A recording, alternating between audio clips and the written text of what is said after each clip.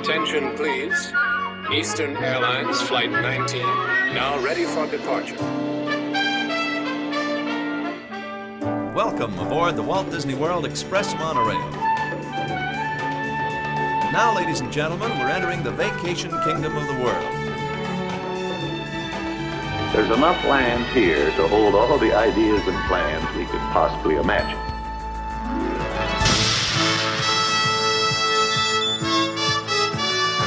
We call it Epcot. Will be our experimental prototype city of tomorrow.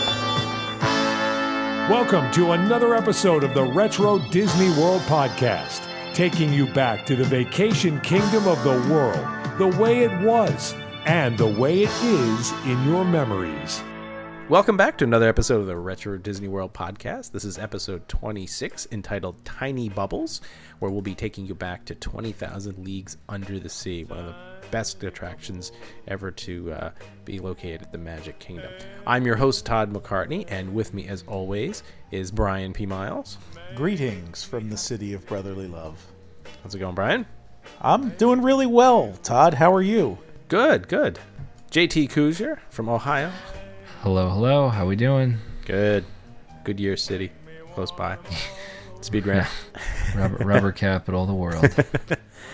And Mr. Howe Bowers. Aloha, everyone. How's it going, From Hal? the city of Atlantis. Nice. That's right. We're going to be descending tonight to Atlantis. And from all of us, a belated Happy New Year to everyone. That's right. This is our first episode in 2017. And it feels like a while since we've recorded. It's only been about a month, but boy, it feels like it's been so much has happened. It has. A lot of it has happened. So as we mentioned earlier, we're going to be going into 20,000 Leagues Under the Sea, a submarine voyage. We're going to be going over that a little bit later. And as always, we get into corrections and comments and listener mail first. So, JT, you've got a bunch of listener mail came in. What do you got this month? Well, a lot of good stuff, and I feel like it's been a while because when was our last episode? Like mid-December? Yeah, mid-late December, yeah. I feel like it's been longer since we've last met, but I actually got a legitimate, I have a real letter mailed to us, and we say the mailbag, but this was actually you actually had to go out and move this one. Yeah, this is one I actually was able to touch. So this says, "Hello, Retro Disney World Podcast host, long-time listener here, first-time commenter. His comments deal mostly to episode 24, the golf resort." He believes he heard one of the hosts mention the original golf resort logo was a D with a putter inside, and when it was referencing the driver in the logo. Also, there was no coverage of the Oak Trail Golf Course, which is located near the original two golf courses at the golf resort Disney Inn Shades of Green. So we had the putter driver confused. Gotcha. So he gave us some info about the Oak Trail. It was a six-hole course called Wee Links, opened in 1980. It actually was synthetic turf, and then in 1991 it was expanded to 9 holes and the name was changed. So that's going on with Oak Trail. And Eagle Pines and Osprey Ridge courses opened in 1992, giving the Disney World Resort 99 holes of golf. That was their big advertisement in the 90s. JT, that's one happy haunt for each hole. Exactly. And then so there were announced plans for a second golf resort. The Disney Vacation Club and Resort at Eagle Pines was announced in 2001, but was postponed indefinitely after September 11th, 2001. So, like many things, that kind of put a hold on that, and it's probably indefinitely. I don't know about you guys, but I think that's probably gone. Well, that's where they developed the Four Seasons property, right? Exactly, yeah. With the demolition of that, but they've got what they need golf course wise. So, he put thanks for a great product, and he looks forward to listening for years to come. And thank you, Rob Hinkle, for your legitimate letter. Yeah, actual physical letter. I know, we don't get those very much. We don't. Thank you very much for writing in, Rob. Appreciate it. Rob. And what else we got, JT? I pulled some random ones out, and I thought this one was interesting, seeing we were just kind of there. This is from Chris in Sarasota, Florida. He said, first off, he loves the podcast. It might be his favorite out there, but I don't like that might. He said it might be his favorite. So, well, he's now on well, the his show, other favorites so, yeah. are when we appear on other people's podcasts. Yeah. Good point. He would love to hear a show covering the utilidors and backstage areas, and he brought up he came across a recent atlas on eBay, and it shows a new area of tunnel near the hub that is not on past maps and blueprints. He's wondering if this was added during the hub rehab or was hidden. And we were just down there on that Keys to the Kingdom tour. I didn't really, there was maps everywhere and stuff, but I personally don't know what he's referencing, but I don't know if you guys do. Well, you and I went through the whole map system. We worked through a portion of the utilidors. We looked at the map, as you said, when we were down there. I don't think anything was actually dug during the modification of the hub. Thank you. Modification of the hub or anything like that. I'm just gonna, without doing any further research, and we haven't done that yet, I'm going to assume that this is probably just something that was left off the map. I mean, you and I walked the main corridor, and there was nothing down there that potentially showed any type of construction or anything new. So, I'm just suspect it's just something that was just left off, and not on earlier maps or any references. Sure. No, I thought it was interesting. Just little utilidor question, and that is pretty much retro. It's been there forever, so that definitely meets the criteria. So we could possibly do a show on it someday. But thank you for your email. All right, so next one was a letter from Mr. Cameron Donlin. He says he doesn't know if the others had found the corrugated wall. It took him a while, but they found it. Him and his significant other there, they sent us a little snap in front of the corrugated wall, and we were just discussing kind of backstage on the show if that's the original color on the corrugated wall, which we're going to do some digging on, right? Yeah, we're going to get an X-ray machine out, kind of like what they do with old paintings, like the Mona Lisa. Oh, yeah, like sandblast. Well, no, we're not going you know how you blast the layers off on a car? Yeah, we take different X-ray levels to see what's behind it. There could be a mural, Yeah, that's how they found out that Leonardo da Vinci reused canvases. Yeah. All right. Well, yeah. So we'll get on that. That's or I'll tell you what. If you can risk it, go up there with a little chisel and chunk off a piece of it and mail it to us. We'll put it under the electron scanning microscope and do some paint analysis. There could be lead under there. Just be careful. So I'm going to use Landsat photography. There we go. Look at that. So Cameron, thank you, and that was a great shot. Anybody else has corrugated wall photos? Send them in. You got to find it. So. Next one was from Joey Gibson. He said, "Hey guys, love the show and always happy to see a new episode when it appears on his phone. I was wondering if you could provide links to the source for the music and audio that make up your opening title music. Some snippets that you use make you want to hear the rest of it."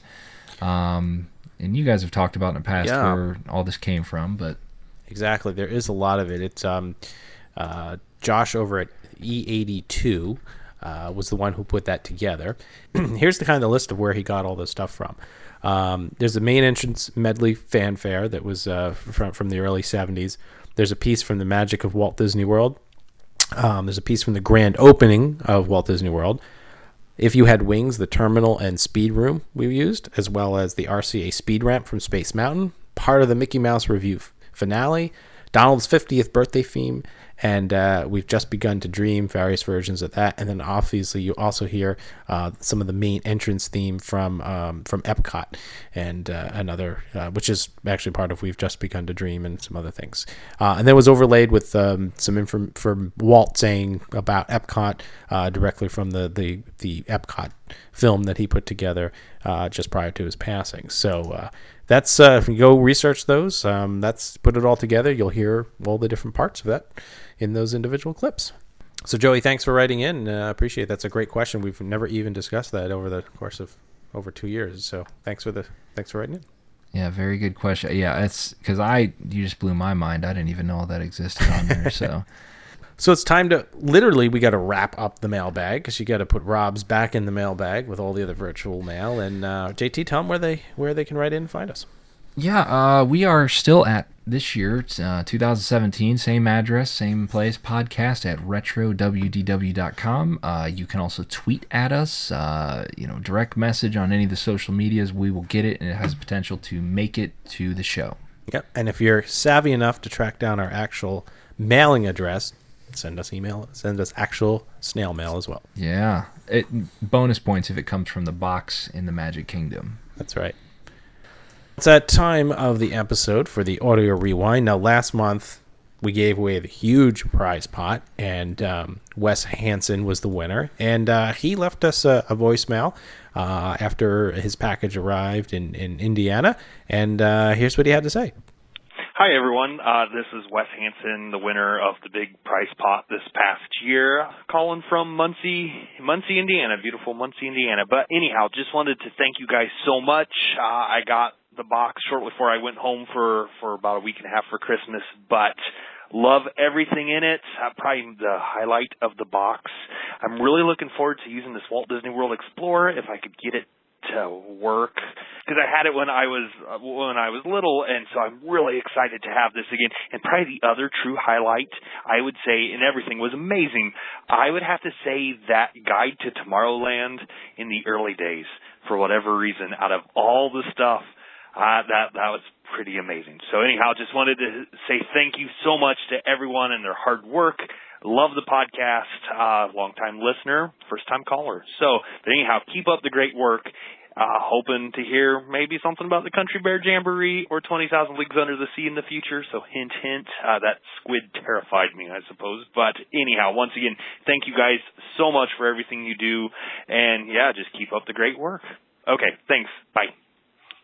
Well, congratulations again, Wes. I'm glad you were able to win that prize pot. And before we get into this month's Audio Rewind, let's explain how the big prize pot is going to work this year. We're actually going to give away 2 big prize pots. We're going to give a summer gift away, and we're going to give a winter prize pot gift away. So that's how we're going to do it. Now, as always, we're going to give away our monthly prize, a monthly item for choosing the correct audio rewind. So before we get into those details, see if you can identify this month's audio rewind puzzler.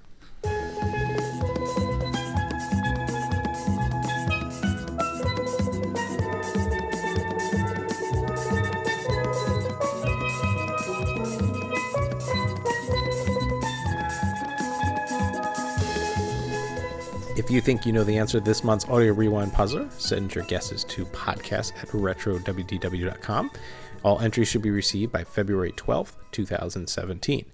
And all winning and correct entries will be entered into a drawing to see who wins this month's prize. And this month's prize is a pack of RetroWDW pins. So it's a complete set of all 3 of our pins. There's not many of the Lake and Lagoon pin left, so we're going to make sure you get some of those in the prize pack.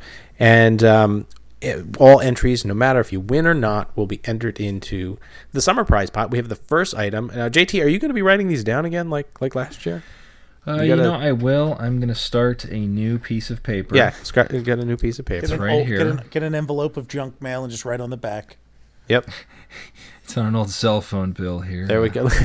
All right, so the first item in the summer prize pot is a Walt Disney at the World's Fair CD set, which is a great set, all the different music and different things that went on the World's Fair from the perspective of Walt Disney. Great set. So that's the first item. Yeah, I have that box set, and it's 4 CDs or maybe 5 that has all the audio from the Skyway to Tomorrowland, the thing that Ford did, and the Carousel of Progress, and all the others. Abe Lincoln, Great Moments with Mr. Lincoln, all that stuff that ran at the World's Fair. So it's I can't believe you're giving that away. It's so good. Yeah, Todd, great that you have that in your stockpile. That's right. Yep, that's got a big retail value, doesn't it? It's up there. So, jeez, this is gonna be a nice prize pot come June. Yeah, for sure. The summer prize. So the first item in the summer prize pot. Exactly. So again, even if your guess is wrong, you'll be entered. You'll get an entry into the drawing for the big prize pot. And check with us back next month to see if you won this month's Audio Rewind. And again, send your entries to podcast@RetroWDW.com. All right, well, it's time that we moved on to our main topic. In this episode, we're going to go in real deep dive to 20,000 Leagues Under the Sea submarine That's right. voyage. We're going to get under the surface of many of the details. Yeah, we're not going to water this down, though, by any means, no matter what. No matter what. What's that? I said, no. We're going to get into the weeds. That's right. And, our listeners, they can't fathom how good this episode is going to be. It sounds a bit fishy, if you ask me. I mean, I've got a sinking feeling about this. Now, if I cave in, what happens? we'll get a sub to replace you. All right, well, with that little banter out of the way, we thank Marty and Matt. They were tweeting at us and giving us a whole bunch of puns about this episode. And we apologize to all of you listeners. Well, I thought it was funny, so we had to put it together. So, but we do have some serious stuff to go through. How we're going to be going, you're going to be taking us back to actually Submarine Voyage, the original Submarine Voyage, and how that begot 20,000 Leagues Under the Sea. We're going to talk about a little about what the ride was like, the building and construction of it, the eventual demise. This was one of my personal attractions. I've got some personal favorite attractions. I've got some stories about it, and this is a episode that I've certainly been waiting for. So, how I think we have to roll back the clocks to the late 1950s to really appreciate where this ride and attraction came from. That's right, because there is an actual tie in this to Disneyland. And we're gonna try to bust some myths while we're at this too. So, like it. Yeah. So if you've seen pictures of the old today out in Disneyland, it's the Finding Nemo attraction. So you've seen pictures of that, these bright yellow submarines. Well, when it started out before, they were sort of like a dark gray, and a lot of people think that was because they were trying to pay homage to the nuclear fleet. Breaking the polar ice cap, which did happen in the 1950s. But actually, it's not exactly what happened. So let's roll back to July 23rd of 1958. That's really when all this starts, as far as we can tell, when Walt wrote a memo to WED employees assigning them to the project. What we know is that the ride is actually loosely based on passages from Jules Verne 20,000 Leagues Under the Sea novel. So if you ever look at old videos of that ride, and also the Walt Disney World attraction, it has things like sunken galleons filled with treasure that they're pulling treasure out of. That's a section that's actually lifted right out of 20,000 Leagues Under the Sea. They went underneath the southern polar ice caps in that book.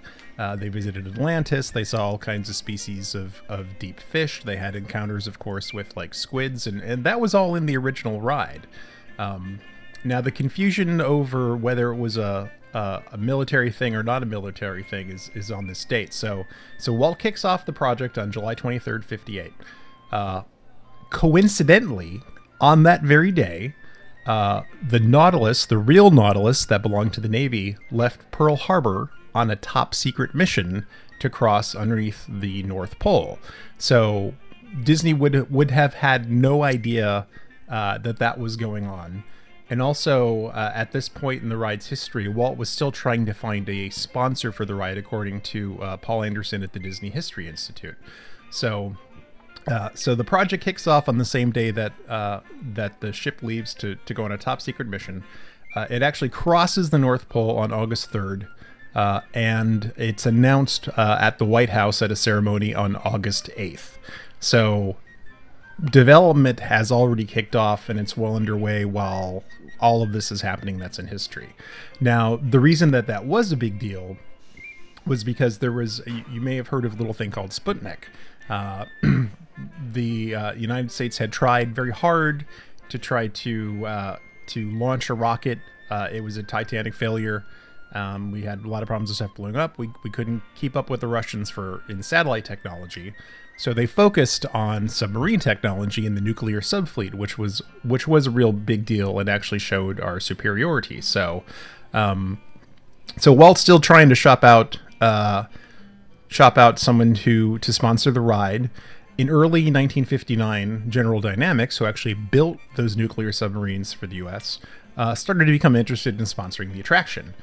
They had another submarine in the fleet called the Skate, which was preparing to surface at the North Pole. So they decided if they were going to do some kind of attraction with Disney, they would want some sort of North Pole Arctic Circle kind of mention in there.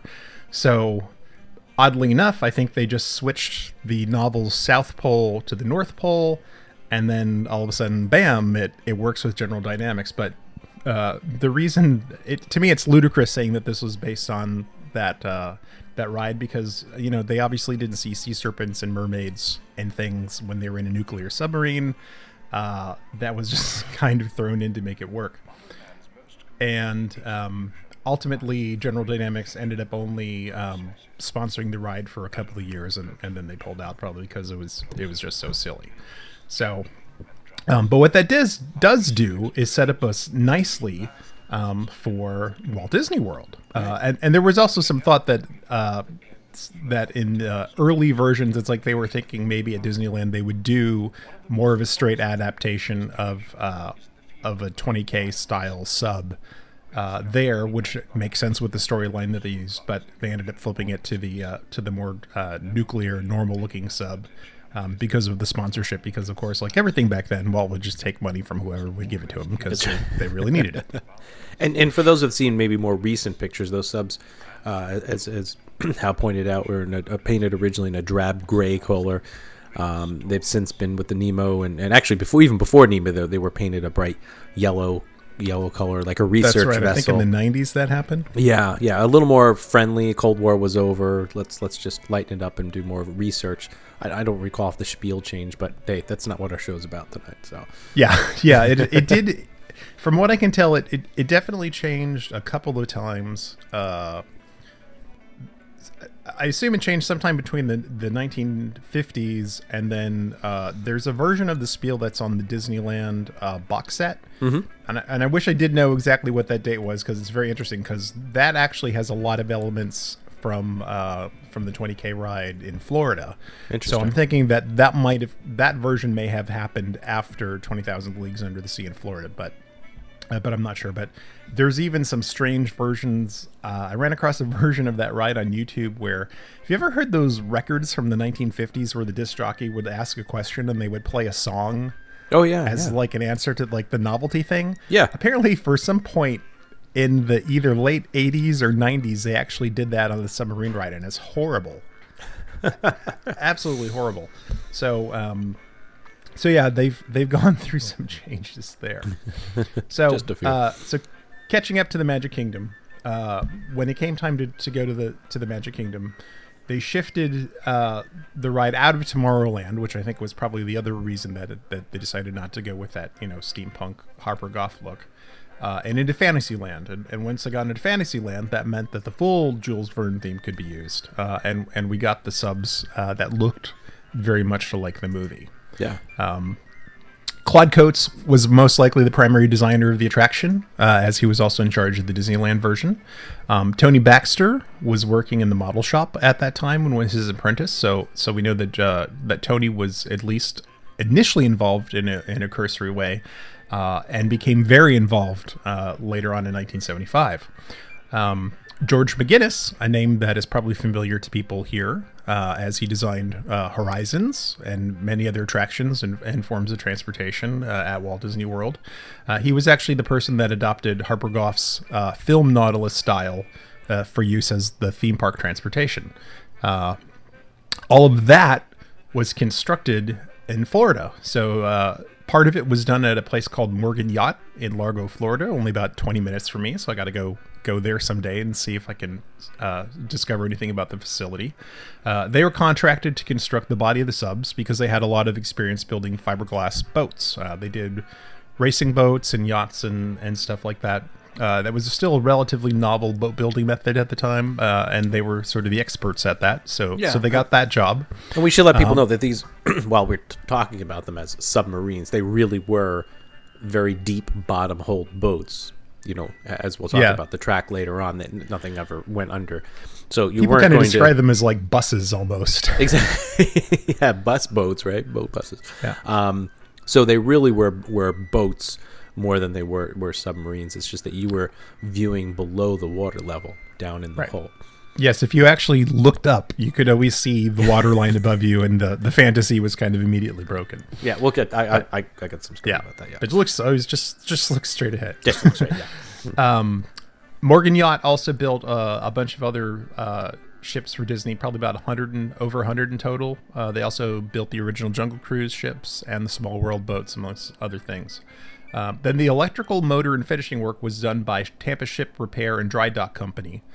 which later became known as Tampa Shipyards after it was purchased by George Steinbrenner's American Ship Company in 1972. So in a lot of things, you'll see it listed as Tampa Shipyards, but it actually started out as this other company during the time of the build. Now, you mentioned electrical, but the main propulsion was diesel, right? It was diesel that was converted into electric, and then the electric ran the motor. So it was diesel electric, just like trains, diesel electric trains or anything like that. Yes, and actually initially it was compressed natural gas. Really? Disney at the time, as you saw from a lot of stuff in the Vacation Kingdom, they were very interested in clean energy and new technologies and trying to make things as good as possible. So the ships initially were set up, much like the Jungle Cruise ships also run on natural gas, were run on this compressed natural gas. And it wasn't until the mid-'70s when those got switched over to diesel.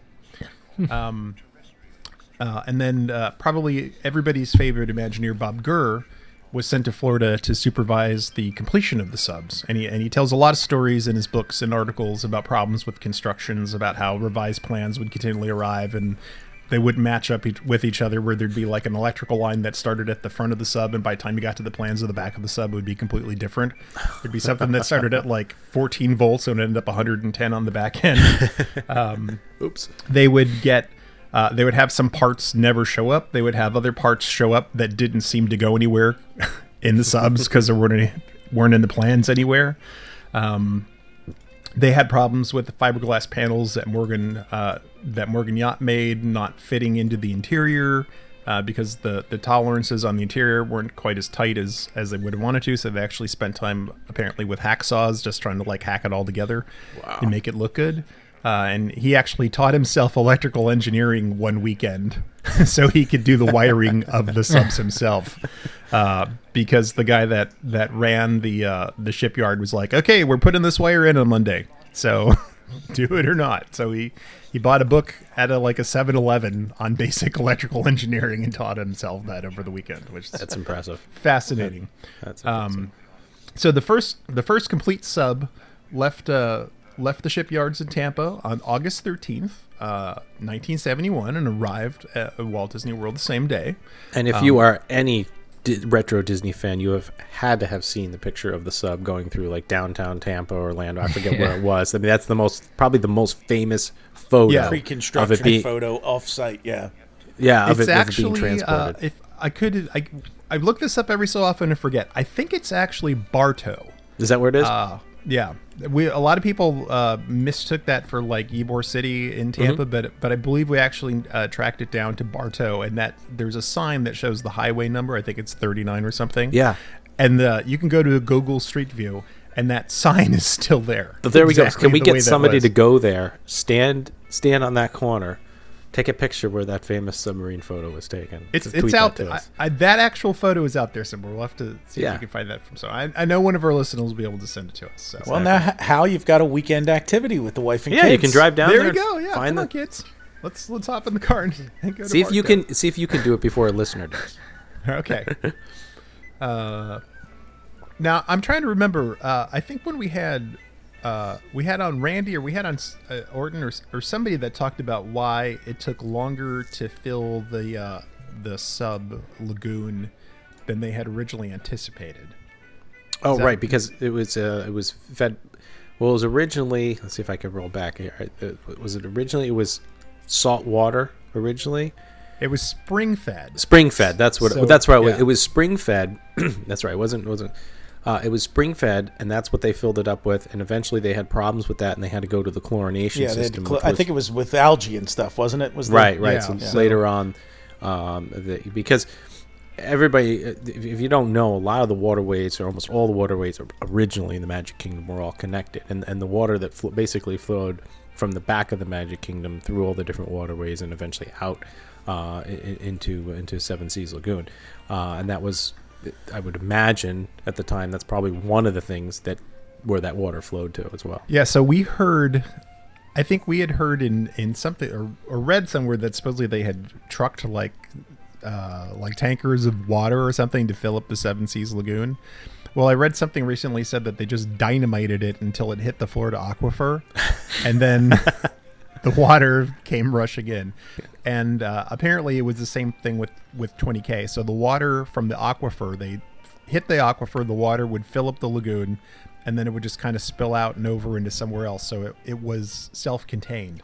But as you said, one of the things that they didn't account for was that algae would grow in it.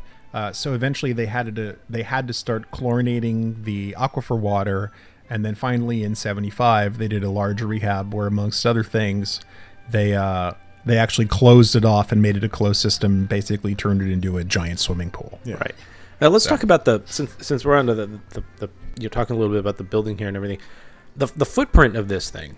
If you weren't there or if you haven't looked at it, was massive. The building alone that housed part of the attraction was 324 feet long and its widest point was 212 feet. I mean, that's massive. The whole entire site, I used Google Maps and got the area, 3.4 acres.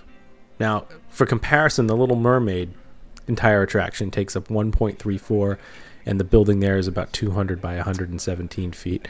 The lagoon alone was 420 feet by 200 feet. And the loading dock, which we'll talk about in a little bit, was 130 feet. I mean, other than the Horizons building as one of the other most massive attractions, this thing was huge. It was enormous. These subs didn't turn on a dime. And we'll get to the tracks, I'm sure, in a couple minutes. But you needed space for these puppies to turn and go through the scenery. This was a daunting task. In a lot of the stuff they talk about how it was basically 1/4 of Fantasyland was this one attraction. And I read something in passing that at some point they thought they actually wanted to make it 3 times larger than what it turned out to be. Wow. Which seems nuts. So I have no other details other than someone mentioning that they originally wanted it much larger and then pared it down to that. But the other interesting thing about this attraction that if you think about the other attractions through any theme park, everything is generally mimicked. That you're going up in space, that you're driving a fast car, that you're going to go underwater. This was the only attraction I can think of that you're doing what they say you're doing. Okay, you're not descending, but you are actually in a boat. You are actually looking out through real water. This would be like, the Little Mermaid attraction really taking you underwater and, in a bubble. I mean, think about it. Wait. I can't think of any other. Are you telling me that you don't really go underwater in the Little Mermaid attraction? Because the bubbles come right up under as your clamshell turns backwards. I know. I hear it. It does, bro. I hear it. And then they sing Under the Sea. So yeah. Are you telling me it's all a lie? Hate to tell you, Brian. It's lasers and fog and bubbles. I don't believe Sebastian would lie to me. That's just what it's nothing. I don't. It's nothing but tiny bubbles. Everybody's dancing though underwater. Wouldn't you dance underwater? Yeah, I do. So, I mean, can you guys think of any other attraction where you're doing what? I mean, maybe you could say test track because you're going fast and you're in a car, but there's really not a lot out there where you can actually replicate what it's supposed to be. I mean, there's some boat ride attractions where you get to ride it, but the concept of being able to go underwater is so novel and interesting. Even the parts of the ride that were kind of cheesy are made up by that unique ride system, and the whole setup of going across a gangplank and then going down into it. It's like it was such a very unique experience. Right, yeah. So, Hal, why don't we talk a little bit about we were just talking about the layout and what this looked like when you went up to the attraction and like I said, 130 feet long, just the loading area, the loading dock was huge. Now I remember it was an open air canopy. They would blow some cold or at least blow some air down through these exposed ductworks. It looked very steampunk and Jules Verne-like, I guess you could say. Yep. Had all sorts of what looked like volcanic rocks, and you could hear the music playing. They had the nautical flags that, if you knew what they spelled out 20,000 leagues. They were flying above the attraction. One of the things that was interesting about the queue is, as you were in line, they'd play music, which was pretty much exactly the same tracks that they would play at the Columbia Harbor House. It's, sea shanties and seafaring stuff. But every so often, Captain Nemo would cut in and tell you some sort of like tidbit fact about the ocean. And there were probably about 5 or 6 of these, and actually one of our followers on Twitter and a fan of the show, Plastic Seaweed, who is a big fan of 20K and of us, mentioned to me today that there's one thing where they talk about saturation diving techniques, and that was something that was actually brand new at that time in the 1970s and not well known outside of people in the maritime industry. So somebody was doing a lot of research to try to get stuff right back then. Interesting. Yeah. Interesting. And I think the official attraction name was 20,000 Leagues Submarine Voyage. Is that correct? Yes, 20,000 Leagues Under the Sea Submarine Voyage. Submarine Voyage. So everybody's... that was the original mouthful attraction, but everyone just called it 20K for short. So you would go through a queue, and I remember standing out there in the heat, and part of the queue was uncovered, part of it was covered. Actually, remember when we had who was it that had the photos from 71 that was on with us? George. Originally, the queue was actually completely uncovered, I believe, and then it was covered, and then they actually, because the line would always be so long, they actually built this additional sort of strip down the front of it that had a canvas cover to protect people in the sun, because this ride was enormously popular. Right. And I can't think of a time that it didn't have a line of 60 minutes, like continually all day long. Right. And you'd go over and you'd think, oh, that looks small, and then you realized everybody was all snake behind. So, so there was a zigzag queue, just as we normally have, no monitors, nothing to look at. Every now and then you got the touch of fake volcanic rock, and that was it. Now, when you approached, I remember them always loading and unloading 2 subs at a time. I read a lot of stuff on the internet that says 3, but I remember them going out in pairs. So they could do 3 on a very busy day. Okay. So they typically would run 6 subs, and on a busy day they would run 9 subs. And when they ran 9, they would load 3 at a time. And there was this very complicated dance that they would do with the people that were getting on the sub to the far right-hand side if they did that, where they actually had to move them over a bridge into like a little staging area as the group got out of the sub to come up through the exit, and then they would move them back across the bridge and back into it. Well, let's talk about a normal 2-day then. That's what we talk about. So the way that this queue was set up was that there were 2 subs would pull in tandem. Now, these subs were on a concrete track. They were secured on the track with special rollers, and they actually had bumpers that were down at the track level. So the pilots, if they accidentally left it in gear and were moving forward, the physical subs wouldn't touch. These bumpers would hit first, so they were kind of out in front of the sub and behind the sub. But you still had to be a skilled driver to bring this into the exact spot, because if you didn't bring it into the right exact spot, they would lower these gangplanks that came down. They were good, 6-7 feet long, somewhere in there. They were quite. They had to span the entire. They were on the other side of the dock, so they had to span the entire side of the sub, right, in order for you to walk across it. And if they got it at the wrong spot, the hatch either wouldn't open, or the gangplank would be too far away from the stairs. So there was a lot of coordination between those on deck and hand signals to the captain driving everything in to get these subs in line. So now you've got 2 subs pulled in, basically nose to rear, and you would start to load from the front of the sub. Please continue moving all the way in, all the way to the rear of the submarine. Please fill in each and every available seat. And a hatch would open up, and there were 2 stairwells going down, one for the port side, one for the starboard side, and they would, count out the number of people, and you'd file in all the way to the end of the sub. Now, at the same time that you were going into the sub, a rear hatch opened up, and the people that were just on the attraction were standing up and walking out through. Now, how you remember, there wasn't much room in there at all. No, it was quite compact. It was compact. The seats were these leather, like paddles, almost like ping pong paddles, right? And they would hinge and fold up towards the center of this berm, or beam, if you will, that ran down the center of the sub. They would fold up so that when they folded up, you could walk across. But once you sat down, you weren't getting up and you weren't going anywhere. No. If you were in the middle, you had somebody on the side. There's no restroom stops here. So you would proceed to go in. The people would go out the rear, and they would go up another gangplank that would take them out to the exit.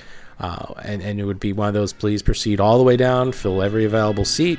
You turn around behind you, you pull down the little paddle seat, you sit down, and there you stare into your own personal porthole. Good evening, everyone. Welcome. My name's Kevin. I'm going to be your host and helmsman. While aboard, please remain seated. Please refrain from eating, drinking, smoking, and flash photography. You're welcome to take as many pictures as you wish, but pictures taken with the aid of a flash will not develop properly. So sit back, relax, and enjoy your voyage. Looking out, and the first glimpse that you would see was pretty much just a wall if you were on the left side. I think the right side sometimes you could see. Yeah, that's true. Yeah, and if you're on the right side, there was another track on the right hand side of the sub, and you could see across into where they would have a additional subs parked that were waiting to be either put into service or taken out of service, or additional staging areas. That's right. Yep. If it was a busy day, they would pull the extra subs from the back and park them out there, so they wouldn't have to take them through the show building in order to get them out. Right. No. When necessary. One other interesting thing we talked about is they were diesel electric. Other than the Speedway, this had to be the worst attraction for air quality to work at. It's a big. Do you remember the smell? Big stack. Oh yeah, it was very distinct. Oh, it stunk. I mean, you were getting on this thing, the diesel fumes. So these guys who were dressed in, and we should mention that majority of the cast members were men. I mean, they did add female skippers in the later 70s, but majority of them were men.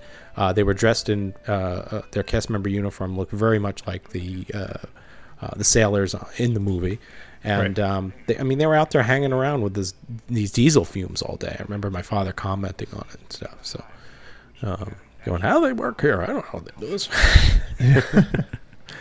So they would close the hatch, and then the lights would kind of. There were two colored lights, right? How there was a red light. There's a red one, yep. And the clear white one, which the white was used when you were boarding and disembarking. And then Captain Nemo would start his spiel. That's right. This is Captain Nemo speaking. Welcome aboard the Nautilus. We are proceeding on a course that will take us on a voyage 20,000 leagues under the sea. Todd, before I forget, it would be remiss of me not to mention that the voice of Captain Nemo was Pete Renaday, a voice artist who's used many times in the Disney parks. He was the voice of Henry the Bear in the Country Bear Jamboree, and also Third Officer Collins in Mission to Mars. And Captain Nemo has that set us off. The sub starts to move, and it was a very, very smooth attraction. The sub moved very slowly at first, and picked up a little bit of speed. There wasn't a lot of jarring or bumping, but finally, these fake starfish and barnacles and different things would start passing, and everybody would then just kind of crouch forward and put their head into this porthole. It was about 6 to 8 inches deep, right? And you'd literally press your nose up against the glass, which was kind of gross after the hot everybody going down there. They were air conditioned.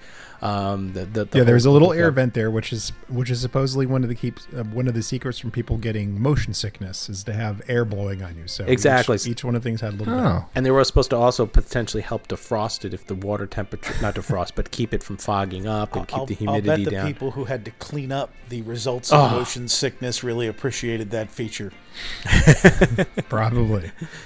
And there was also a little speaker, so your narration came out of that speaker, and then there was an additional speaker at fore and aft that so Captain Nemo would talk through the speaker that was in front of you, and then some additional crew members would talk out of the other speakers that were at the end. So it sort of kept that illusion that there was more than one person running the ship. Right, exactly.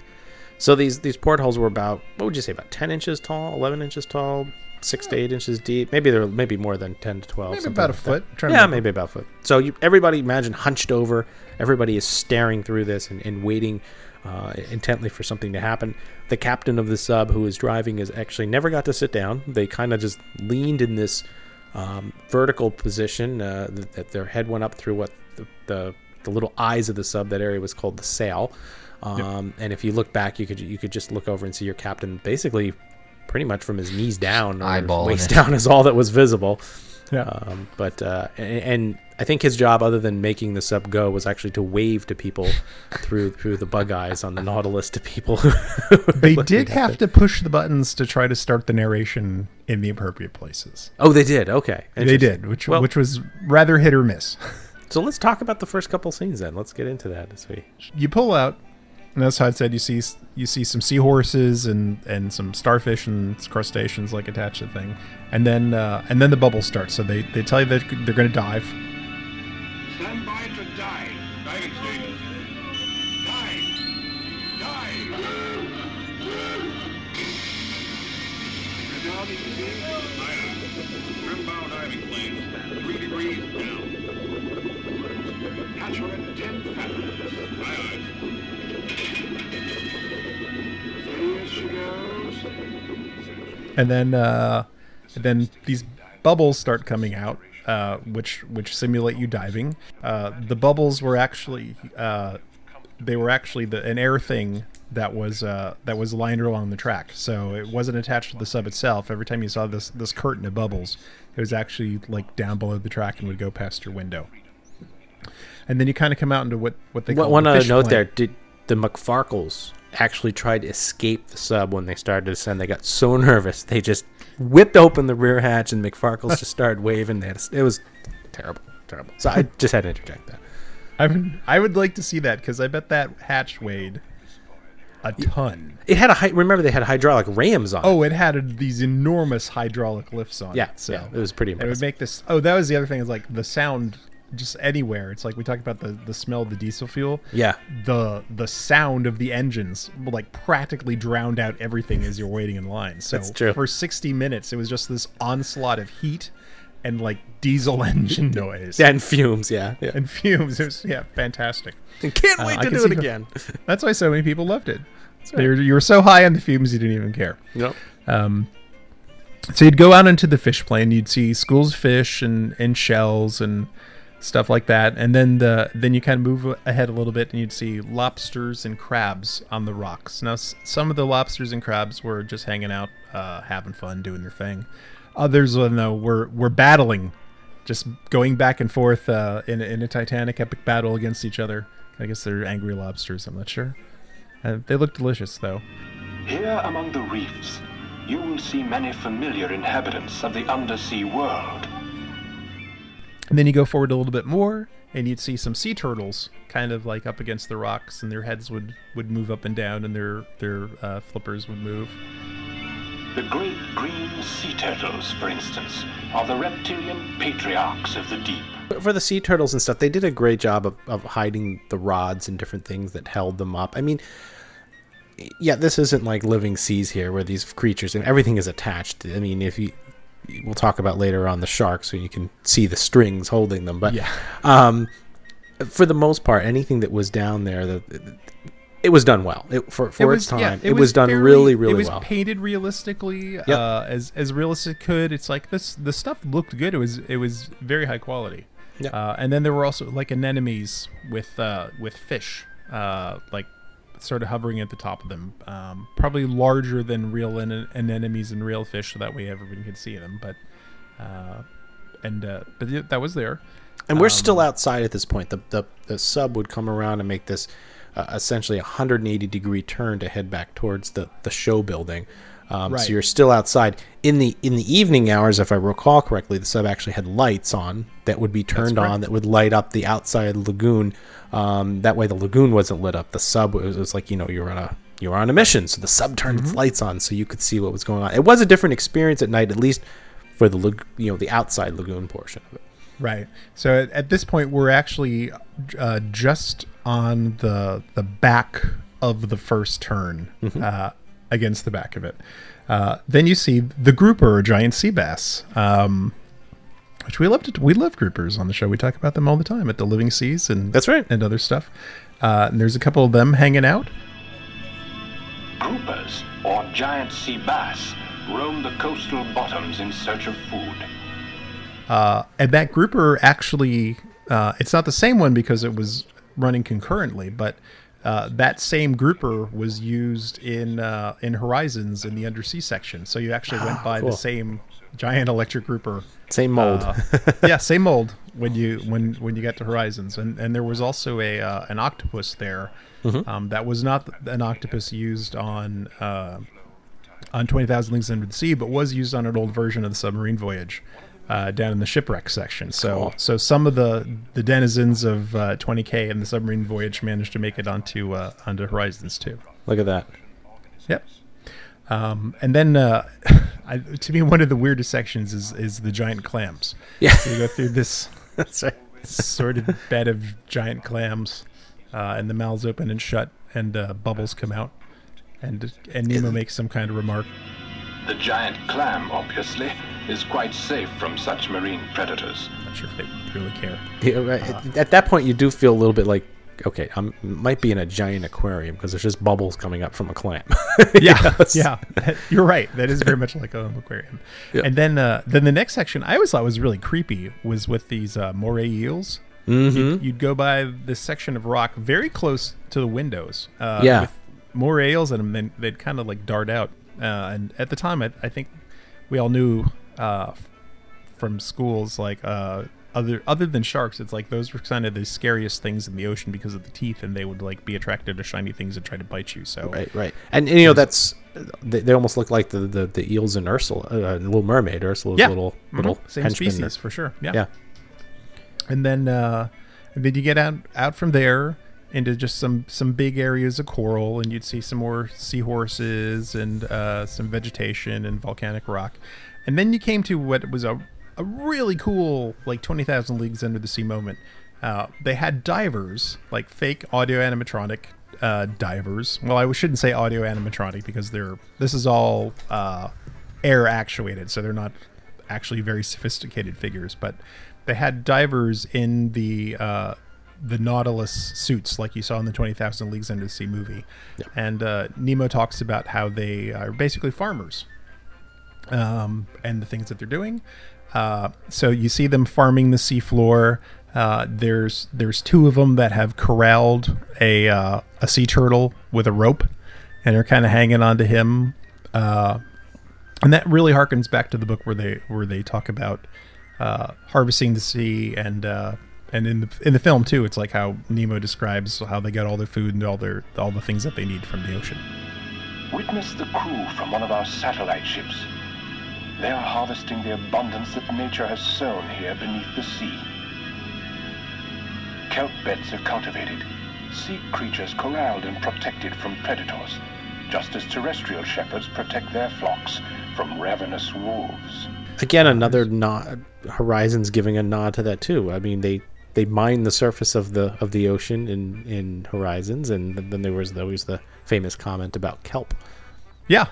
So. And there was this weird little pumpy thing on the ground, which I'm not sure exactly what that was supposed to be, but you know what that might be. That might represent the because these were Harper Groff designed sea diving equipment, and what that might have been is supposedly maybe showing that was an underwater pump bringing air down, pumping it to the bell, the diver's bell suit. I don't know, just a thought. Cool. And then the last thing you saw before you went into the waterfalls and the caves was an octopus with its tentacles wrapped around a shark, and they were having a life or death struggle to see who would win. And I want to say there's actually a very similar tableau to that in the Museum of Natural History in New York that I saw in their undersea section. So it must be a real thing. They didn't make that up. That's a real deal. Yep. So as we get out of this more calm area, they make a note over the radio that there's some surface storms, and they have to dive to escape them. Surface storm ahead, sir. Weather alert. All controls 8 degrees down. Hold her at 80 fathoms and proceed on course. And as they say that, we reach. When you were standing in line, if you looked across the lagoon, you would see there were some big rocks on the other side that sort of represented volcanoes. You'd see waterfalls, and so once you hit the waterfalls, that was the surface storm. They would shoot up some more bubbles, and then you would start your real deep dive. And one of the funny things that I ran across in research was initially those waterfalls were actually like a curtain of water that went across the entire entrance and exit of the cave. And if you look at old things at Disneyland, you can see how the subs came out under like a full waterfall. Yeah. Well, apparently that hatch that we talked about that was so heavy wasn't super watertight.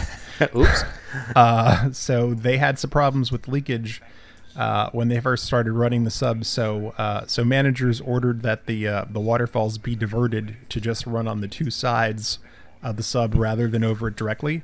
So if you find very early footage, you'll see that the waterfalls go all the way, and then if you find stuff from a little bit later, and into the 80s and the 90s, you'll see that the waterfalls are just kind of falling on each side. And then after the ride was closed, they actually pulled that stuff up and went back to like the full waterfall again while it was sort of in its weird dormant phase. Right. That's interesting. Yeah, that makes sense. So now it's time to really get into the action. So as we get out of the lagoon, the bubbles come up. I think we go to 40 fathoms, and we start into the really cool stuff, which is all inside of the show building. And again, as we talked about earlier, this building was huge. Over a foot. Basically, if you added a little bit to the front where the caves were, you're talking about pretty much a football field size building. Yeah. It's massive.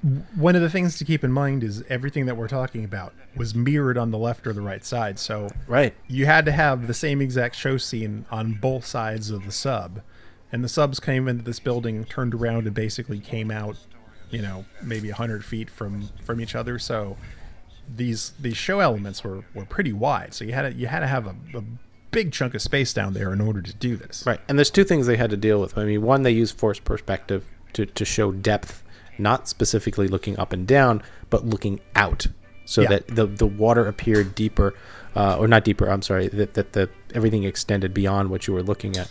The other thing they had to deal with too is as you're going, obviously, if you're making a right-hand turn, those things that are on the right, you have less space to deal with just because the natural radius. On the left, you're going to have more. So placing those things to time right with the same exact narration, because everybody's hearing the same thing, and condensing the right side for right turns and condensing the left side for left, it's a challenge. It was impressive the way it was done. Well, the narration was never exactly what I would say perfect. Well, no. Well, what I was saying is there's not a different for the left and there's not a different for the right. Everybody was listening to the same. One of the things that you would run into, that was probably a lot of people's complaints about the ride, especially as time went on and things got more sophisticated. The subs are pretty long. They're about 68 feet long or something, I think. I think that's about there, and they weighed 61 feet 7.5 inches long. So that's a huge sub. You got 40 tons is their weight. Yeah, the person starts the tape, and they're talking half the time when they'd be talking about the grouper or a giant sea bass. You'd be like, I'm not seeing. I do not see a grouper or a giant sea bass, and you'd wait like 30 seconds, and then it would go by the window. Yeah. Or if you were in the front of the sub, you would see the sea bass, and then they would tell you like that was the sea bass, like after you were well past it. So, yep, you just never. It was a different ride every time. Yeah, it was never the same. Maybe if you sat in the dead center, you would actually see the thing they were talking about. But people did not get the same show every time. Right. Anyways, I digress. So you go underwater, and you see the first thing that you see is the graveyard of lost ships. The Nautilus can dive safely below the violence of ocean storms. Surface vessels are not so fortunate. Witness the evidence of their fate. The graveyard of lost ships. And this is a section that is also in the Disneyland version. There's a little bit of a difference in the Florida one. This is actually based on a passage in the 20,000 Leagues Under the Sea novel, where they go into I think the Strait of Hormuz, and there was like a huge battle between the English and the Spanish, and the galleons that were filled with treasure were sunk in that area. And in the novel, Nemo actually gets a lot of his golden stuff from there. And in the Disneyland version, they have sort of like third-party people going through the wrecks. But in the Disney World version, you just see all these wrecked ships. And that scene in particular is like magnificently done in forced perspective. You cannot believe in like 30 or 40 feet they managed to achieve this effect with like much larger ships being built towards you, and then these ships being built progressively smaller as they go to the back. That was so well done. Yeah. Really amazing. So you go and those ships were guarded by man-eating sharks, and I think this is the one place where maybe we had a little bit of failing with the sharks. They swam a perfect circle. All right. So they we were all very know orderly. They were very. Yeah. I don't recall good if day, they were. Good day. Excuse me. Pardon me. Let's just go. I believe they were at slightly different levels, but if you can imagine just an umbrella frame above the water with, cables coming down every 3 or 4 stanchions or whatever you want to call it, rods coming out the side. This thing was just basically a carousel of sharks going around in a perfect circle. And we all know sharks have to swim, to stay alive. We understand that. The only place I ever see them swim in circles is in round aquariums. But they just, that's what I was referring to earlier, that it was probably the weakest of them all. If they had put a track with more of a random pattern rather than just this circle, it probably would have been a little more, or if they could have, if the cables could have gone up and down very slowly in a random fashion to show, that would have been a little more impressive. Yeah, and there were 2 of them on each side, so you see the sharks and then you see like the sharks again. And also sometimes like little bits of seaweed and stuff would end up getting stuck on the string. So you would actually see that seaweed like hanging off of it as it went around and around. And depending on what scene you're in too, is how you mentioned earlier, if you looked down in your porthole or put your head down and looked up, you could always see the surface of the water. When you were in the building, in certain scenes, you could kind of see the mechanics of the sharks going around, depending if work lights were on or what scene you were in. You could see fluorescent lights up top and different lights lighting the scene. Right. But we didn't do that. We just looked straight ahead. That's all we're doing today. We're just looking straight ahead tonight.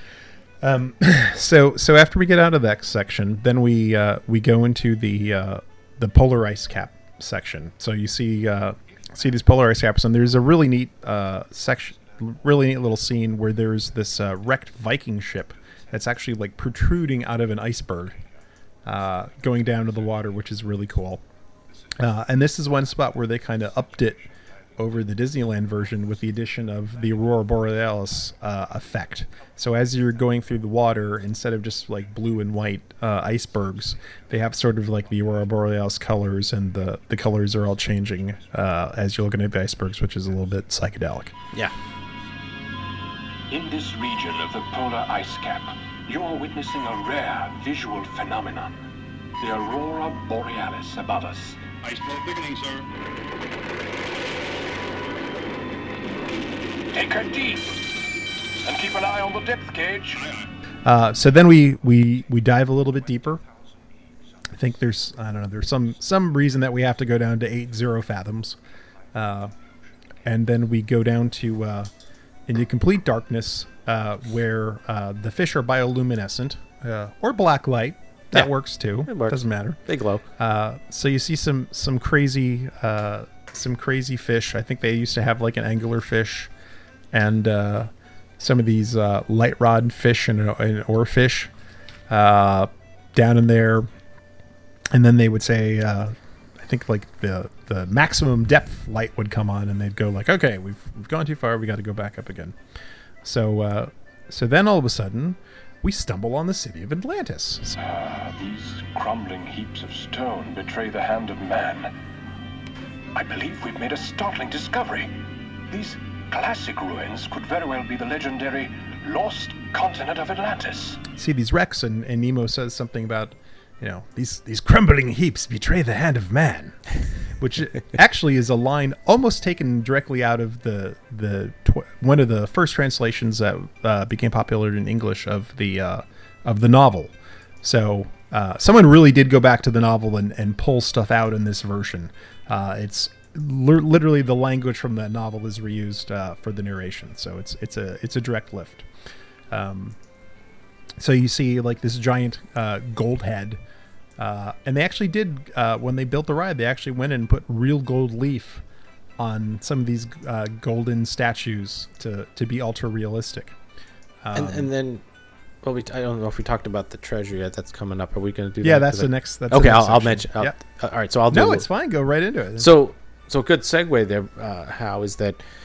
Gold leaf, attention to detail, which we all know Disney has been famous for over the years. There was some treasure coming up in the next scene, and they actually had their own set of coins minted specifically for the ride and made. Not that you could really even see the detail. You could have thrown just chunks of aluminum foil down there and we probably would have been pleased.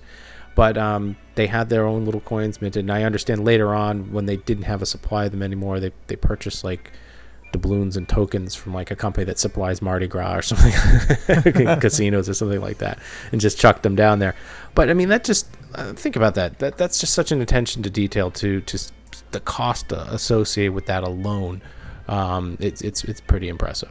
Yeah, I saw a close-up of one of them, and it had this sort of Athenian-looking head on it. It was really, really interesting that they would go to that level of detail there. Yeah. But that was, that's what they did. That was Disney. That was it. And then that leads us to like one of the oddest parts of the ride. So as you go through this huge section of treasure, you run across some mermaids. There's a couple of mermaids with the mirrors that are just kind of like doing their hair and making sure that they're looking attractive. And then there were also, so you'd go past this, and then in the middle of this is this giant goofy looking sea serpent with legends of sea serpents and mermaids. Begging your pardon, sir, but did you say sea serpents are mere fantasies? Belay there, mate. Anyone in his right mind knows there's no such thing as a sea serpent or mermaids. Which to me just blows the whole thing, because you've gone through this kind of serious stuff and you're like, oh my god, Atlantis, that's very cool. And then well, you know what it was, Hal. This was pre-World of Motion. He had a contract already. He's too happy. When World of Motion, he was supposed to move over there, and then his brother got the contract for World of Motion, and he just had to stay. I believe that's what it was, because it looks suspiciously similar. Now I'll say it's not as goofy looking as Disneyland's, which is extraordinarily goofy looking. I mean, really? Oh, it used to. I thought it looks like a grade school, like kids put it together something. It was not nearly as good as ours in this one. But as a Claude Coates thing, it's like maybe that was his thing. It's like, well, let's not overdo this and make this too heavy. Let's have a light moment in here and something that's funny. So then they use kind of like a goofy looking sea serpent, and you're going to get scared a little bit later on. So it's like maybe that was a little bit of levity. And then there were two mermaids that were just kind of like holding on to ropes on a leash that were non-animated, other than just kind of floating around in the water and holding onto it, where the other stuff was animated. So those are the ones that Randy talked about that he would go paint nipples on, and then he would have to like unpaint the nipples on when people complained about it.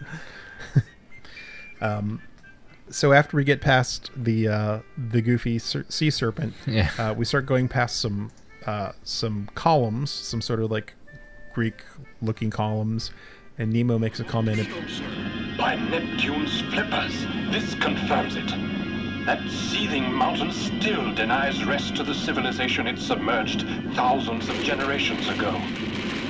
Helmsman, steer clear of the tottering columns. Yeah, so tell the helmsman to steer clear of the tottering columns, which he pronounces columns for some reason. Yes.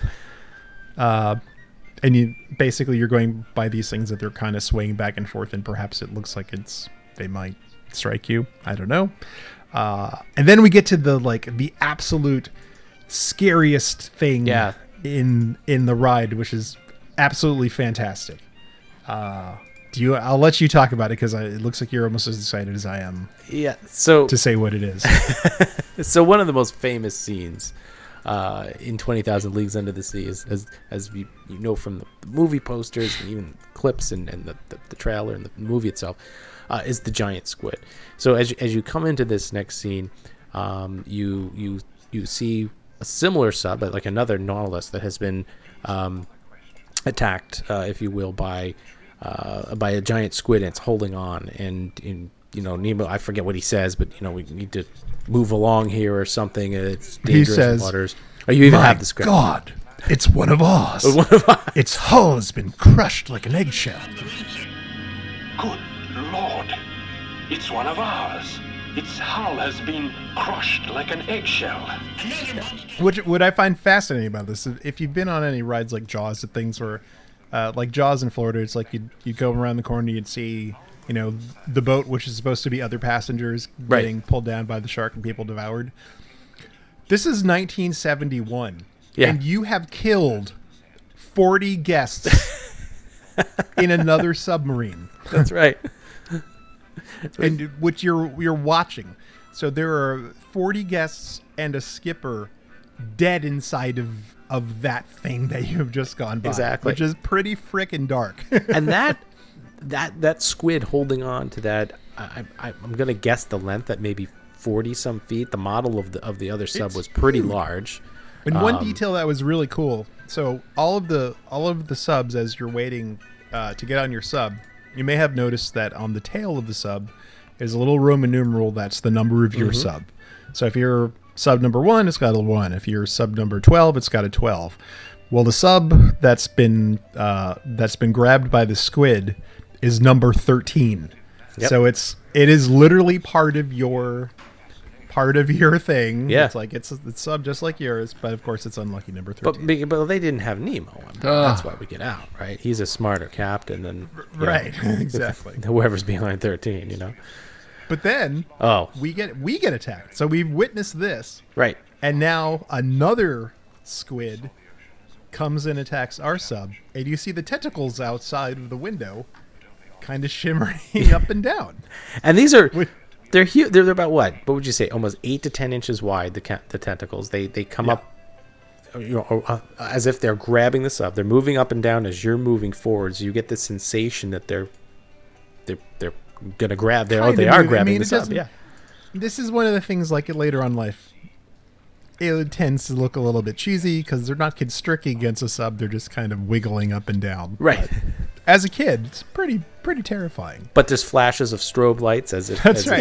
It's very dark. I mean, that's something you really have to emphasize, is how dark it gets as you're in this scene.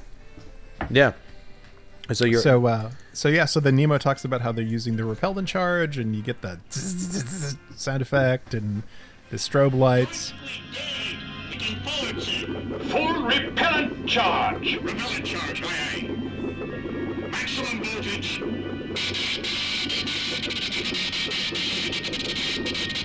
All ahead. And then our sub is disabled.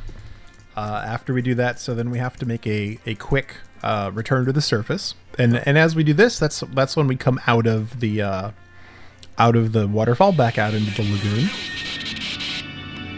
Emergency maneuver. All engines, stand by to surface. Surface.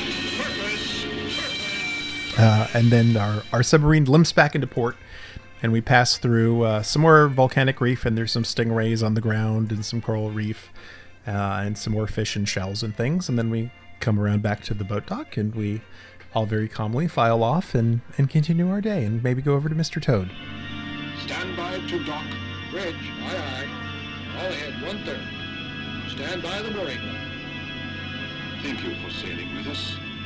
And now, when the cabin lights come on, please stand by to disembark. Gather your belongings, take small children by the hand, and watch your step. And all this, the ride itself, lengthwise, it was almost 10, 11 minutes, something like that. 8.5 minutes long. 8.5 if you include the wait time. That's 1 hour and 8.5 minutes.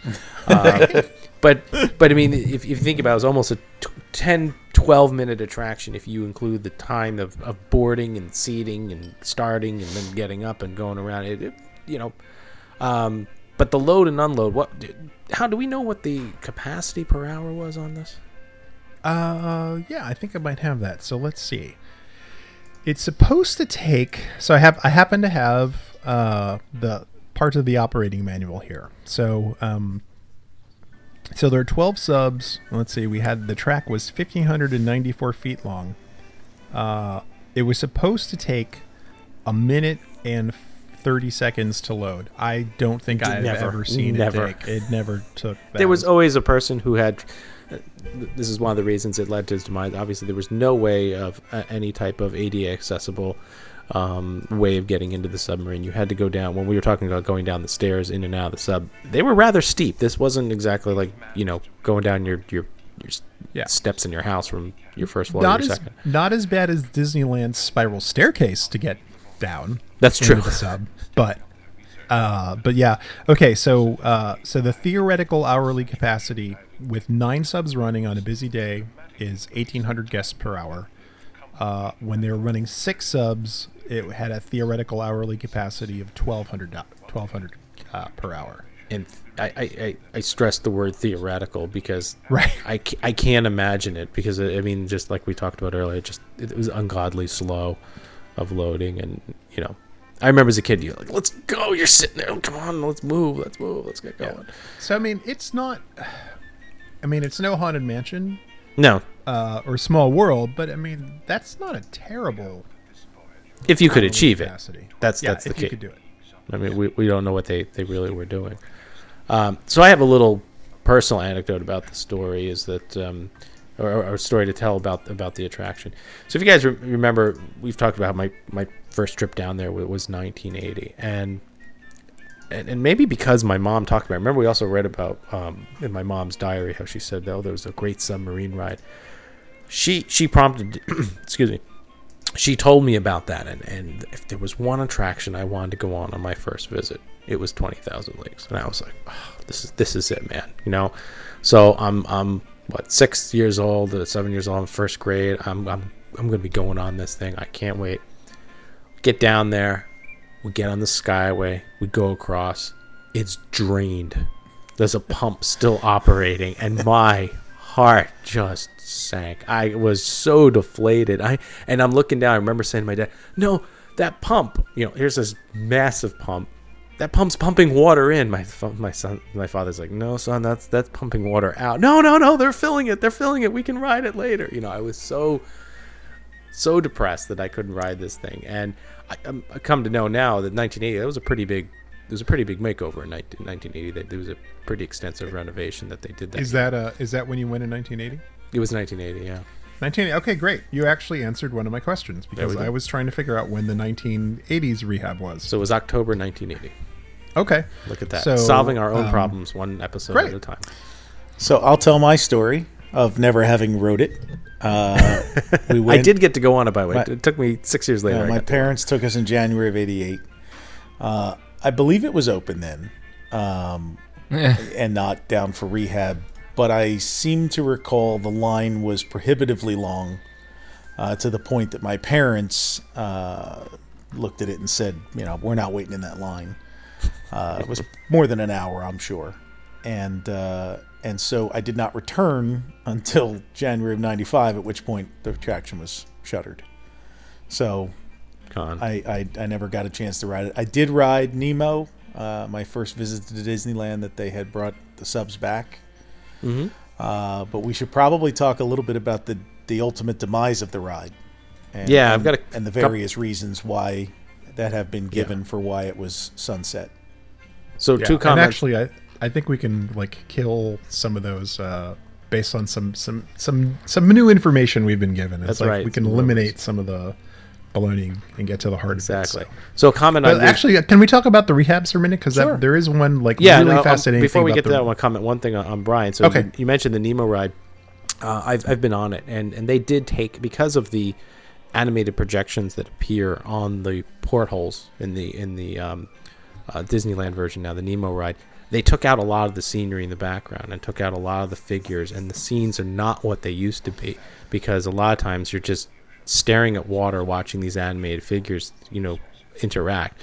While they do interact sometimes with the things in the tank, a lot of the original scenes aren't what they used to be. They're slimmed down. The explanation of that one, by the way, we'll just give it for posterity's sake. We saw Tony Baxter a couple months ago at Destination D, but I've probably seen a half dozen interviews where he addresses the fact that yes, people wanted to keep a 20,000 Leagues attraction in Disneyland, but that was not going to happen, that they had reached a point that they were getting rid of it, and he made this pitch to turn the Nemo things into the subs, put a Nemo attraction down there in order to save the subs. And, right.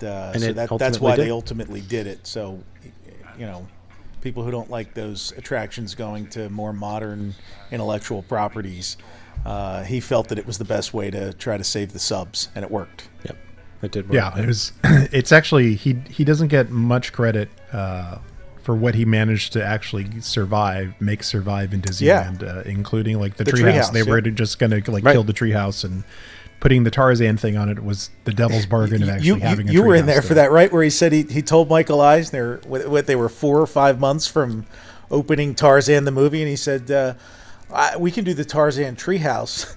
And Eisner was like, can you have it open in 4 months or whatever? I was absolutely, we can. Yeah, exactly. We can do it. Yeah. So, Hal, you want to talk a little bit about the refurbishments, right? Because that's going to lead to some questions and some futures of the entire. Yeah. So we'll talk about the refurbs, and we'll talk about sort of the end. So one of the things that I ended up stumbling upon, and I give a lot of credit to Progress City, the Progress City USA site on this one, and his inclusion of some older eyes and ears, and then some more info we got from at Plastic Seaweed. What I had not realized, and Foxy Hoobs jumped into with some info, is when this ride opened up in 1971, it was to a large extent vastly different.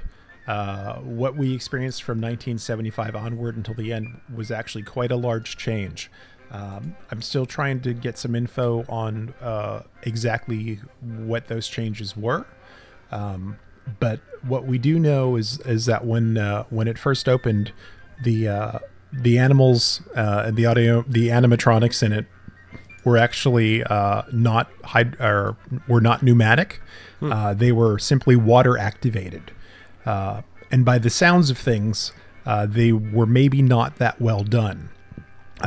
So I don't know if it's a case where we got older technology from the 50s and it got put in there, or if they were just running short on money and so they didn't have time to go and install a full show that was really up to the quality that they would have wanted. And also the rock work and stuff that was in there. One of the things that we never think about, the Imagineers plan out these attractions. They do all the drawings, they do models and they do stuff, and then it's ultimately up to construction workers to actually build this stuff. And if you read into the old Disneyland books, they talk about in California there was kind of a learning curve as they would give out the jobs to actually be built, and the people would look at the plans and not understand what they were trying to accomplish, because that's not how you normally build stuff.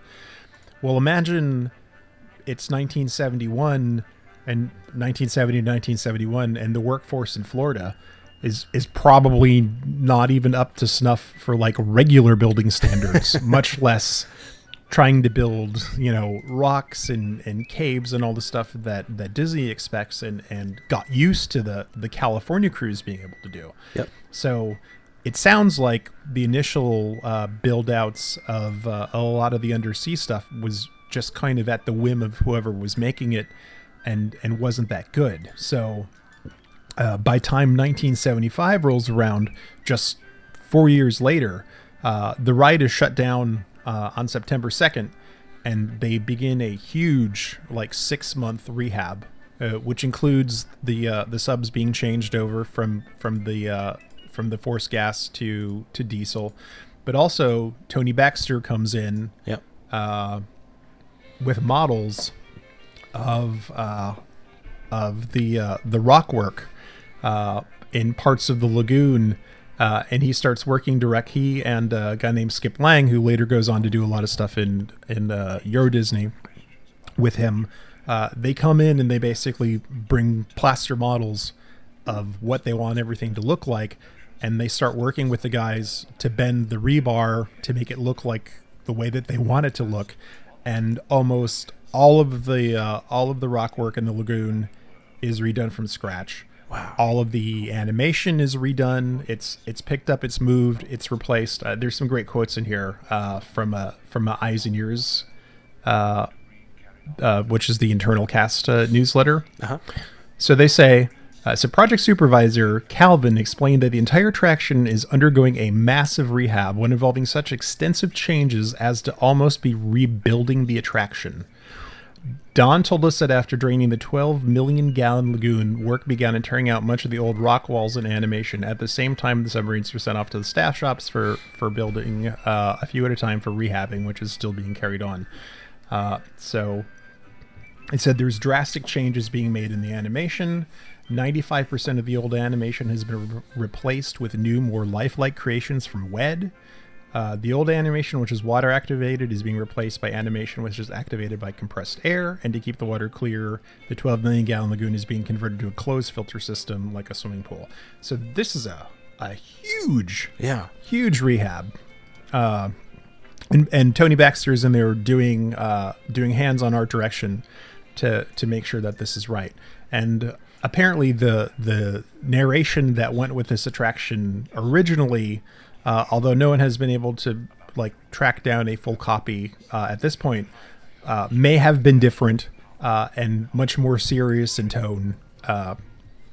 But all that was changed with this new version, and we're still trying to get some real confirmation. But there's a point where Nemo references Mr. Baxter by name in the attraction. Mr. Baxter, if you think you're seeing mermaids and sea monsters, you've been submerged too long. And one of the outstanding questions that we have is is that in fact a direct reference to Tony Baxter himself and all the work that he did probably for Claude Coates in Florida to get this attraction rehabbed and redone from scratch.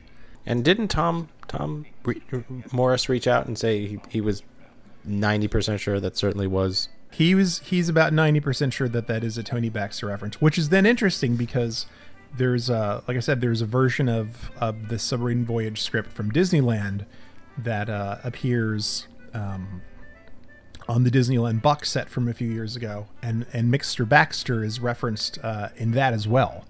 So that name ended up on both coasts. Interesting.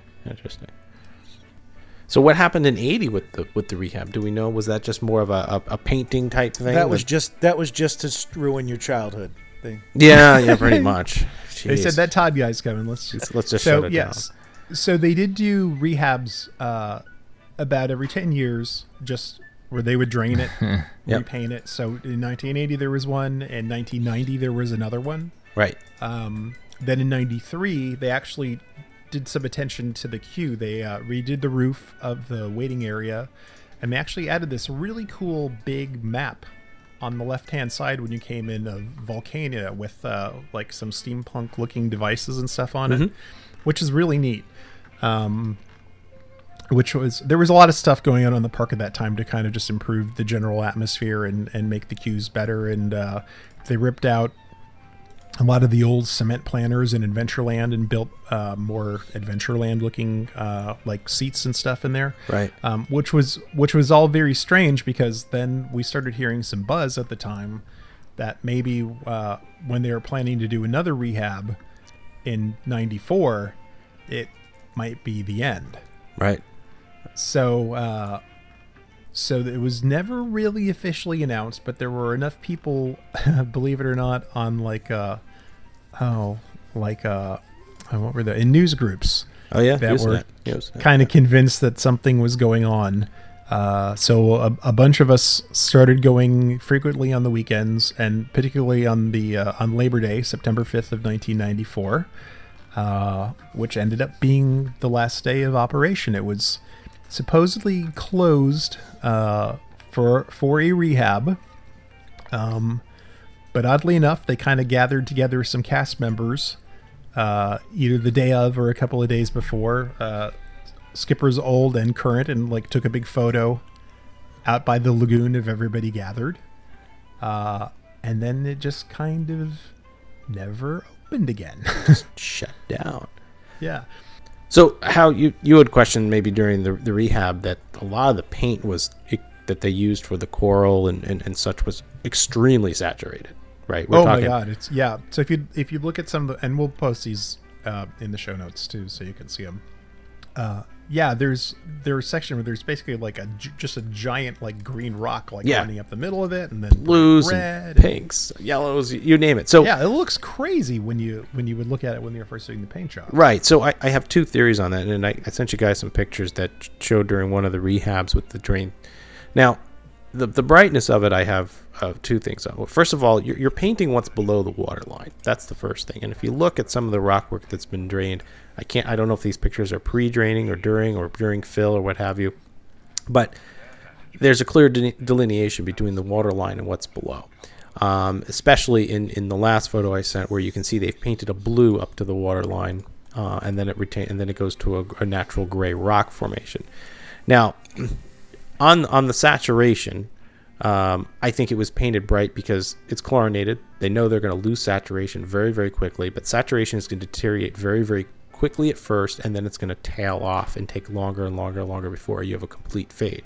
So my theory on that is they had to start with something extremely strong to begin with, and then over time very quickly would lose its punch, if you will. Also, when you're underwater, you've got the bubbles, you've got everything else going on, sunlight coming through, you're going to have a little bit that's going to be lost naturally. So I think that's my theory on it. I have no idea if it's true or not. So and the other thing is, while we're recording this, actually Tom K. Morris, Imagineer, came on and said that is exactly what it is. Hey. They know that as soon as the sunlight, there's two factors. Like, one is sunlight. In Florida, it's like it just beats down any color at all. And the second thing is when you're underwater, there's an effect where just the water itself at about like 10 feet in distance just like sucks all the color out of everything. Yep. So that is a attempt to try to get some sort of color in there, and you got to overdo it in order to compensate for that. And apparently someone mentioned that when they redid the Nemo stuff in California, they forgot about that. And so everything looks very drab in California. And apparently that was a call that Tony Baxter made from an art direction perspective to oversaturate it to try to compensate for that. So, and it's obviously also very clear in some of these pictures where they're painting below the water line. They're also trying to get the lagoon to look something and reflect back to those that are on shore, seeing a difference, giving an illusion probably of depth. If you continued the color of the drab gray of the rocks down into the water, you wouldn't have that. But changing it over to a darker deep sea blue is going to give an illusion of depth and looking down into a deeper cavern. So it's brilliant tricks of the eye and angles and all that good stuff. So I did not see Tom's Twitter, so my hunch was correct. And Tom, thanks. And nailed it. Yeah, he's going to be on the show this year too. We're going to have Tom on. He's fantastic. He's agreed to come on. So, but how? Now we'll get to the eventual demise and shutdown, going down to a specific Labor Day. Yeah. So a number of us went down to try to get on the last ride in case it was the last ride, and there were. Definitely, there were enough of us there that evening for 2 full subloads. So there were about 80 of us that went out for the last ride.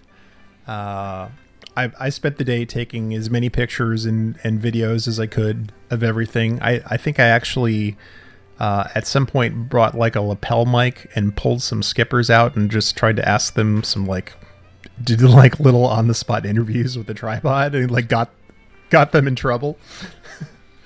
So I have to try to find that and pull that out and see if any of the audio on that came through. But we had a feeling something was going on.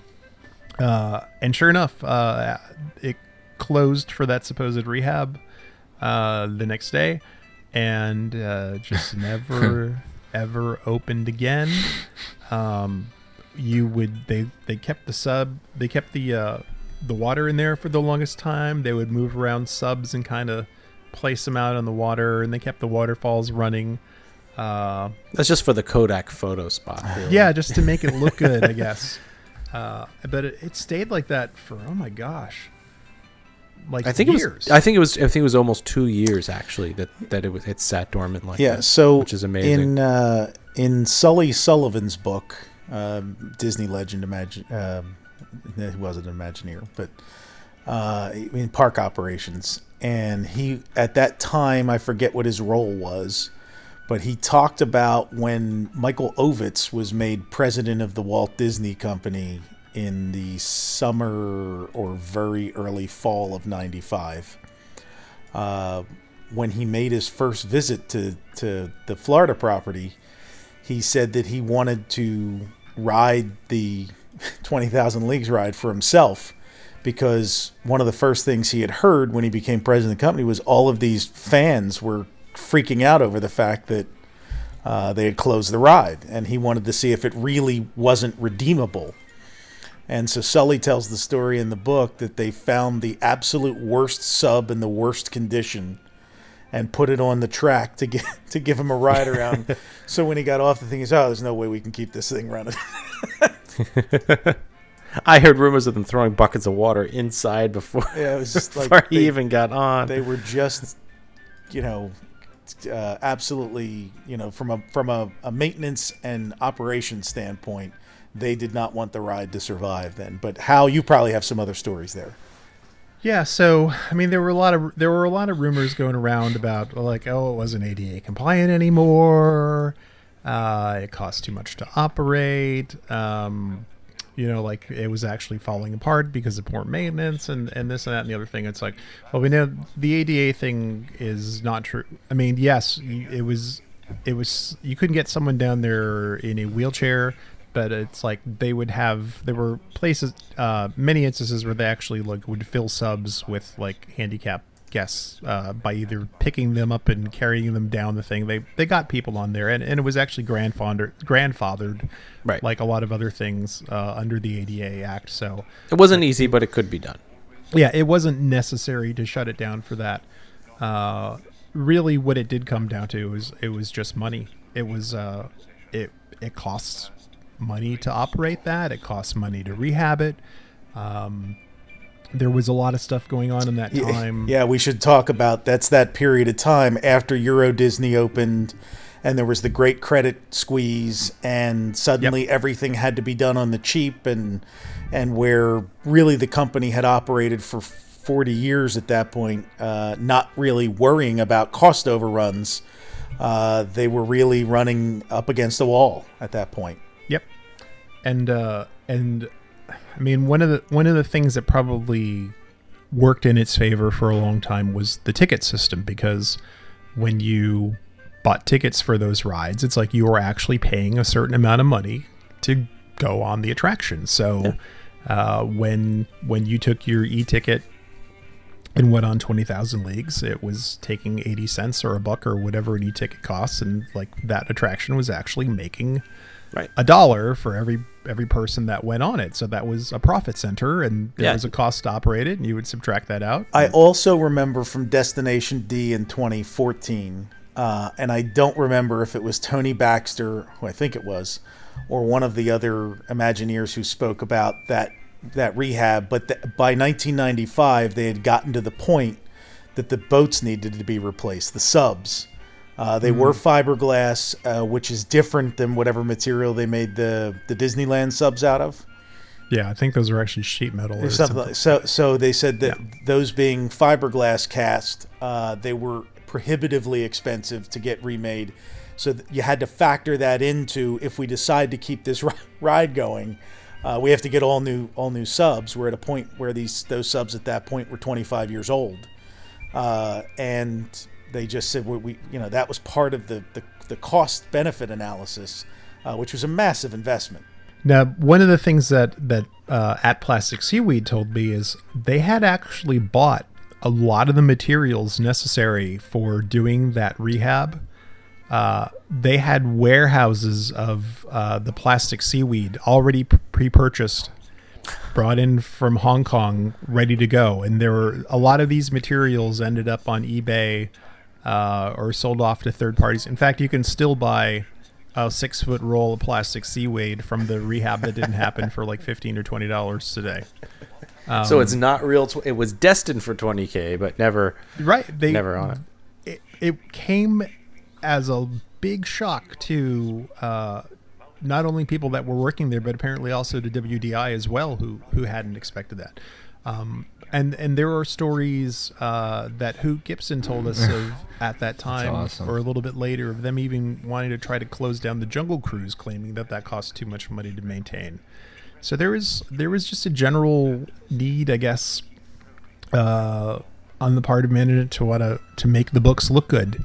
And rather than putting up $600 cabanas to rent, they just looked at closing down attractions that cost a lot of money to rehab and run with a lot of personnel. And right now, I mean, think about it. We're talking 20 some years ago now, right? 20 years. The respect for Walt's vision, your mention of the Jungle Cruise potentially shutting down. I think that's changed over time. There's more respect for the older attractions that there is. Not to say that they could, shut down one of a classic attraction or something like that. Well, but there's a legacy that they're trying. There's to also that withhold. magical time where an old attraction crosses into becoming a classic attraction. Exactly. Right. And I always talk about when they replaced and eventually we'll do that Tiki Room episode, but when the under new management came in, as much of an abomination as it is to people now, at that point the Tiki Birds were just about 25 years old in Florida. Right. They seemed horribly dated compared to everything else that was kind of being done around them. So it seemed like a natural thing for them to come in and inject these new IPs and breathe life. And they were also empty half the time. Nobody was going in to see the show. Yeah. Now, when they brought it back, I mean, the crowds are pretty steady now because we recognize it as a classic attraction. And those of us who saw the original version the first 25 plus years missed it when we went and saw it. I mean, I get so much crap for this in the K Castle because I saw the under new management a billion times and only saw the original a few times. And I love the original attraction. But I also like the under new management attraction because it was really the only thing I knew. And so Right. And so when they got to bring back the fountain though, the towering water fountain. Right, Hal? I missed that scene. Yeah, that's never coming So when back. but when they brought the one back now, I mean, I don't miss it on a trip now. It's one of those attractions I always say I got to see the singing birds before I leave. Right. It's like, Maurice Chevalier imitations, of course. That's completely topical today. Makes sense. Everybody knows that bird is trying to and I think that's where 20,000 Leagues was in 1995.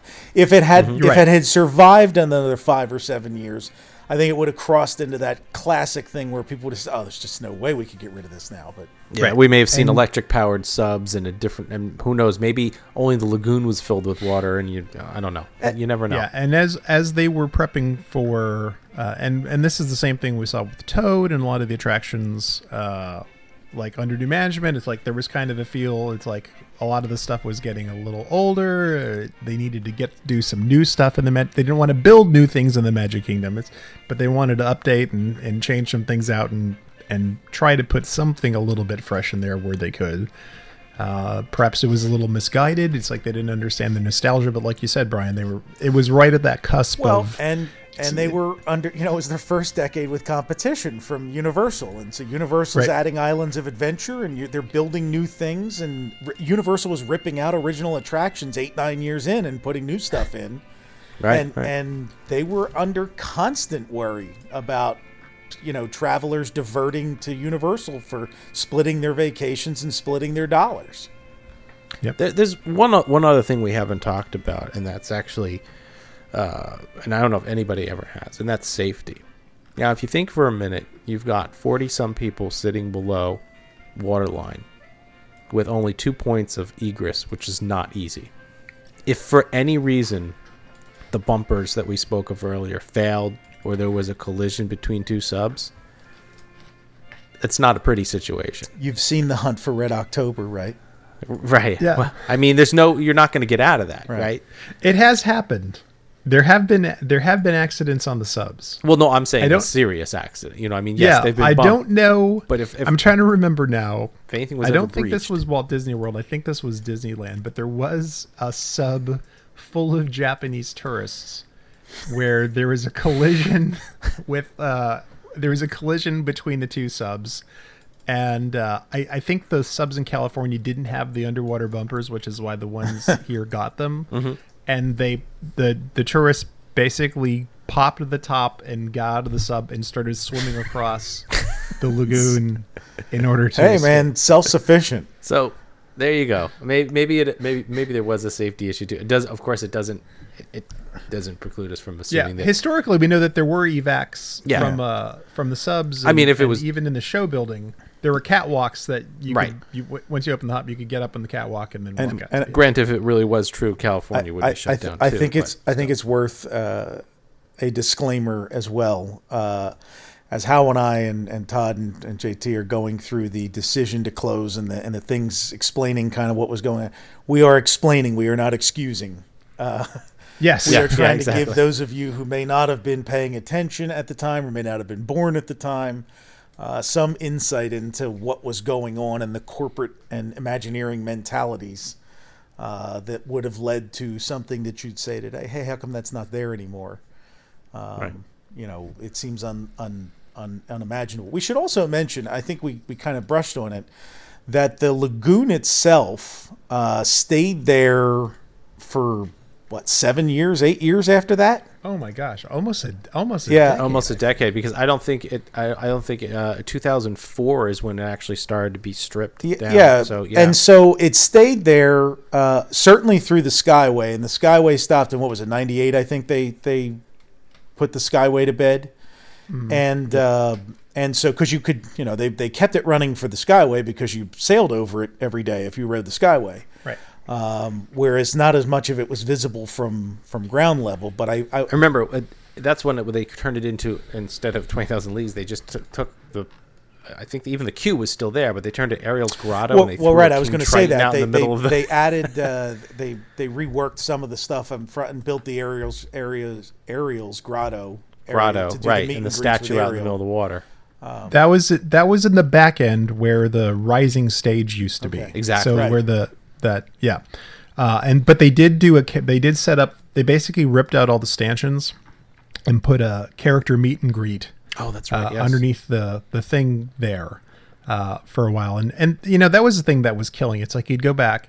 And it was they were just teasing you because they would have a sub out in the water. They would have stuff running. It's like you'd be riding the Skyway and be like, "Oh my God, there's bubbles coming out of the thing again." And be like, "Yes, it's gonna come back." And they'd be like, "No." Every time we'd go. See, now you know exactly the pain I felt in 1980.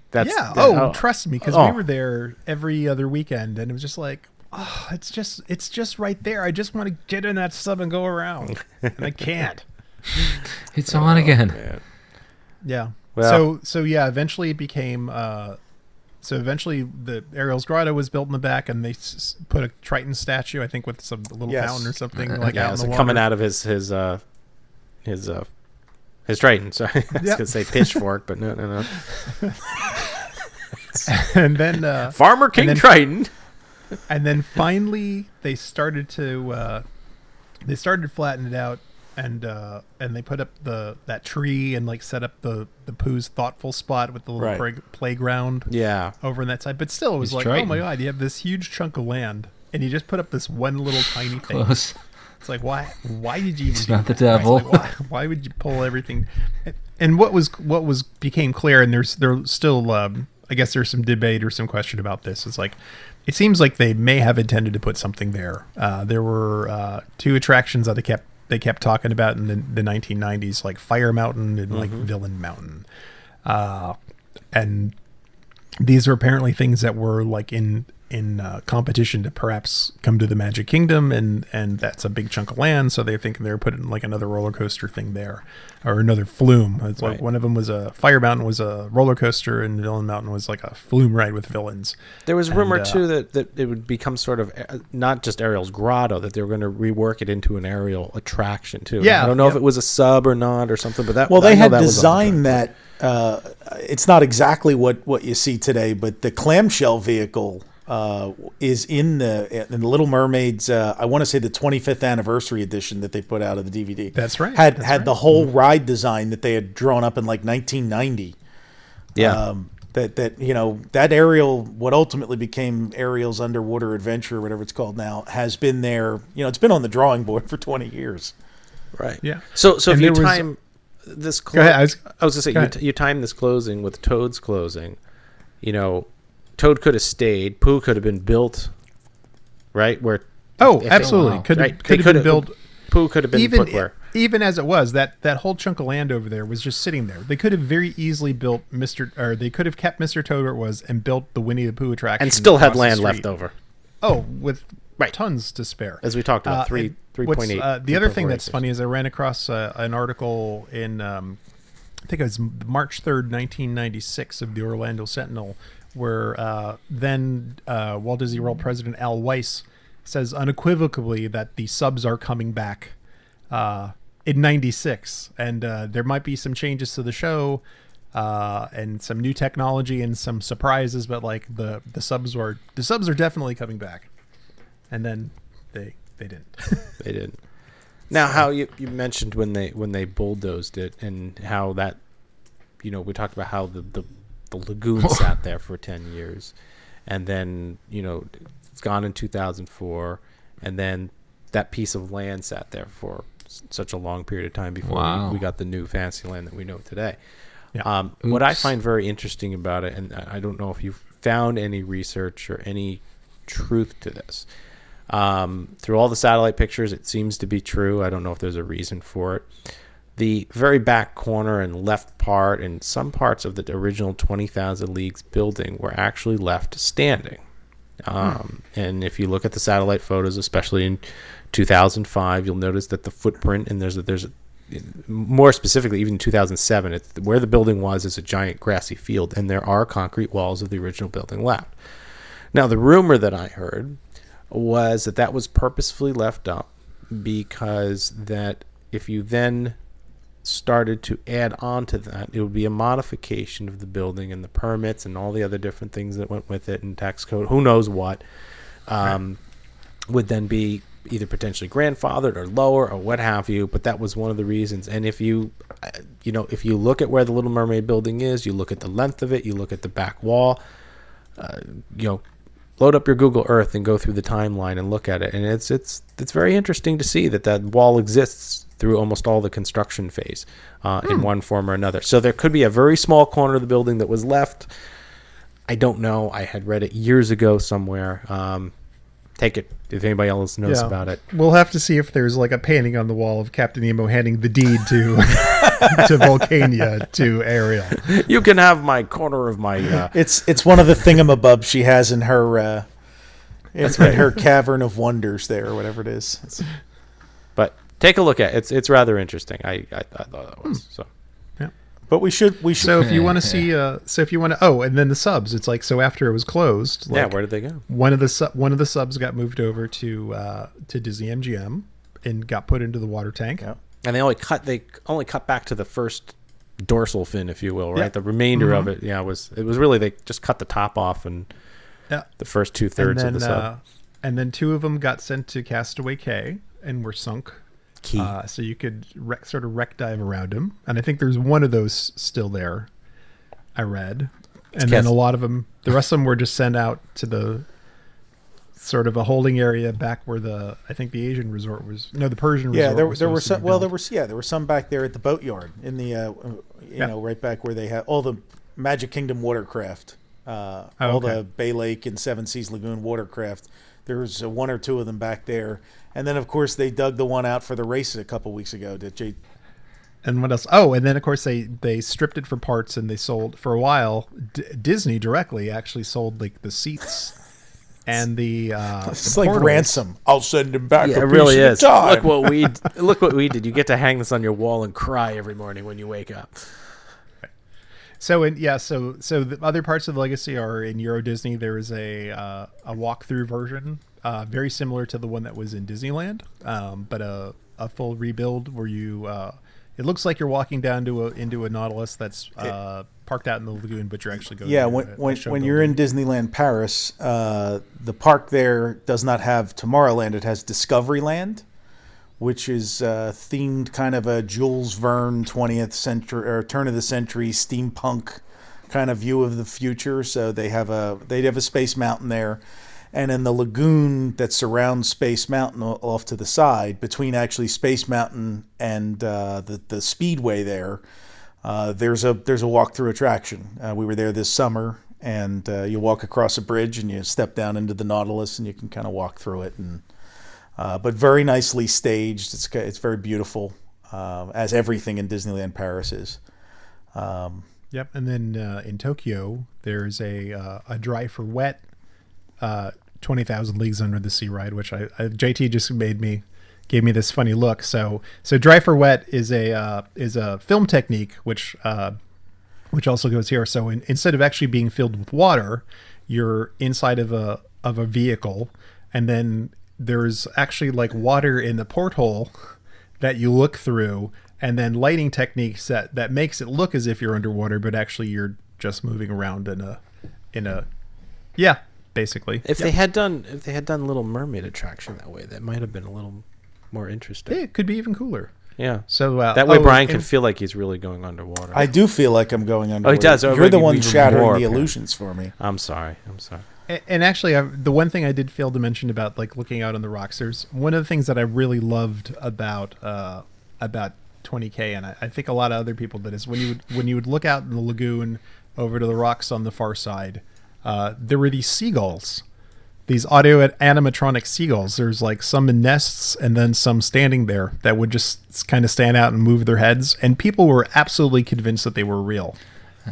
You would see people sitting there and stare at them. People would be debating each other whether or not they were real things, and that was just a real neat little touch.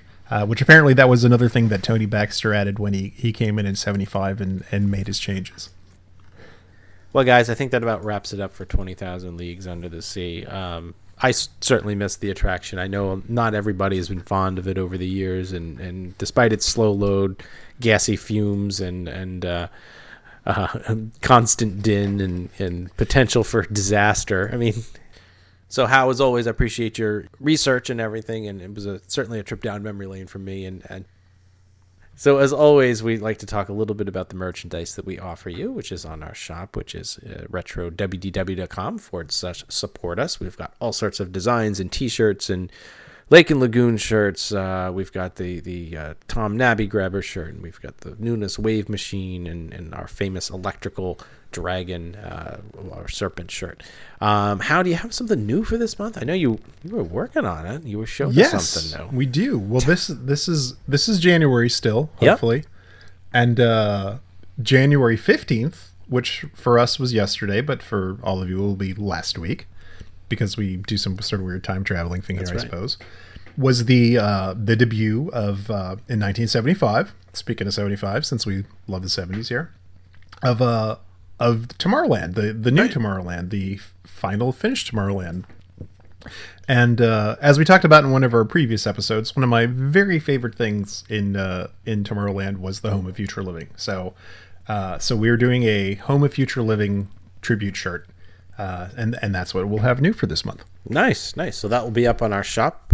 We got that art. We'll get that artwork over to Mr. JT Cousier, and he'll get that up on the shop and get that loaded up. And as mentioned earlier in our audio rewind, we're giving away the pins. So don't forget to enter for that. If you'd like to purchase the pins, they're available at RetroWDW.com/pins. And as always, all the proceeds go right back to this podcast, keeping it on the air, as well as helping us restore films. And speaking of films, guys, we should probably mention since our last episode, we released the Big Thunder Mountain point of view footage, which was a big success. You guys saw that? Yes. Everybody's nodding. Yes. And we also released the River Country footage, which had some very rare point of view footage on the water slides, and they were quite a beast to restore and get color corrected. Yeah, we really have to give you props there. You sequestered yourself away in the Retro WDW labs for weeks, frame by frame, trying to restore some of those sections. They were, I wouldn't have put that much time into them, but because the scenes were so off, I couldn't do a general color correction that looked good. So appreciate the nod. I hope that everybody enjoyed it. So we've got some other great films coming soon that aren't as weren't as in poor condition, but they're going to get slightly similar treatment.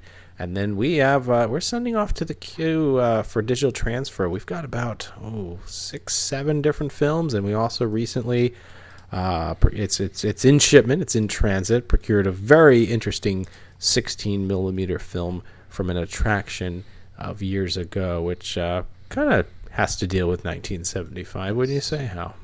Oh, I can't wait for this to come out. This would be footage that was used in an actual attraction. So right, this is unused narrows footage. It down, right, a little bit. Yep.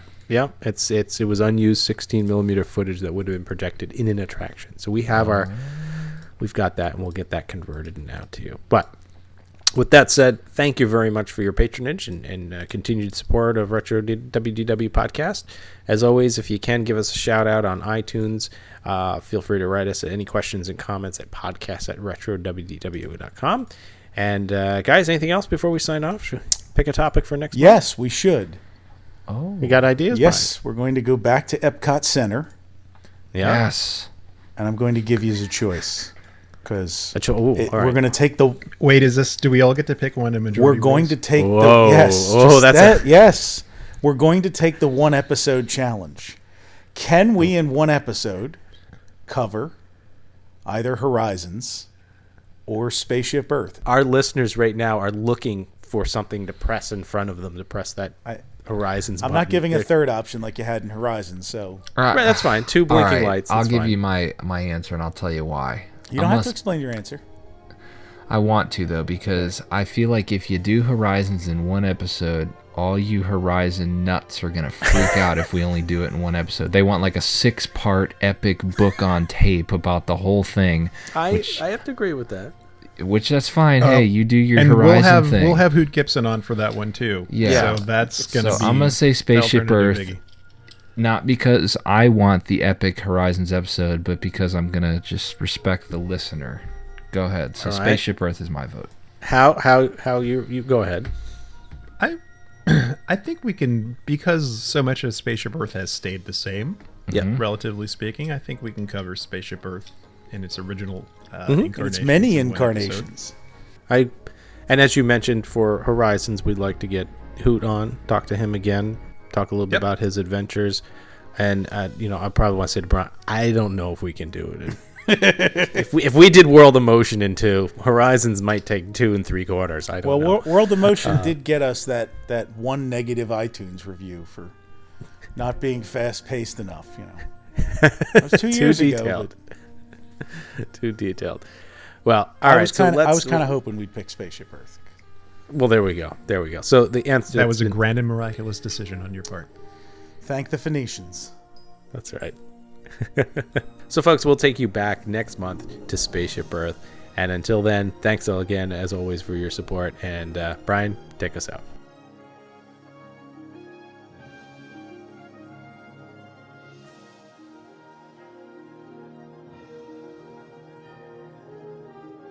Follow Todd McCartney and Retro Disney World on Twitter and Instagram at RetroWDW, on Facebook at Retro Disney World. For all things Retro Disney World, including exclusive merchandise, visit us on the web at RetroWDW.com. On Twitter, you can find our producer, Jason Bartell from Deepwater Studios, at JasonDWS, our announcer, Andre Gardner, at Andre Gardner, and follow our hosts, Hal Bowers, at Go Away Green, for JT Kuzier, at LS1JT, and you can find me on Twitter and Facebook, at Brian P. Miles.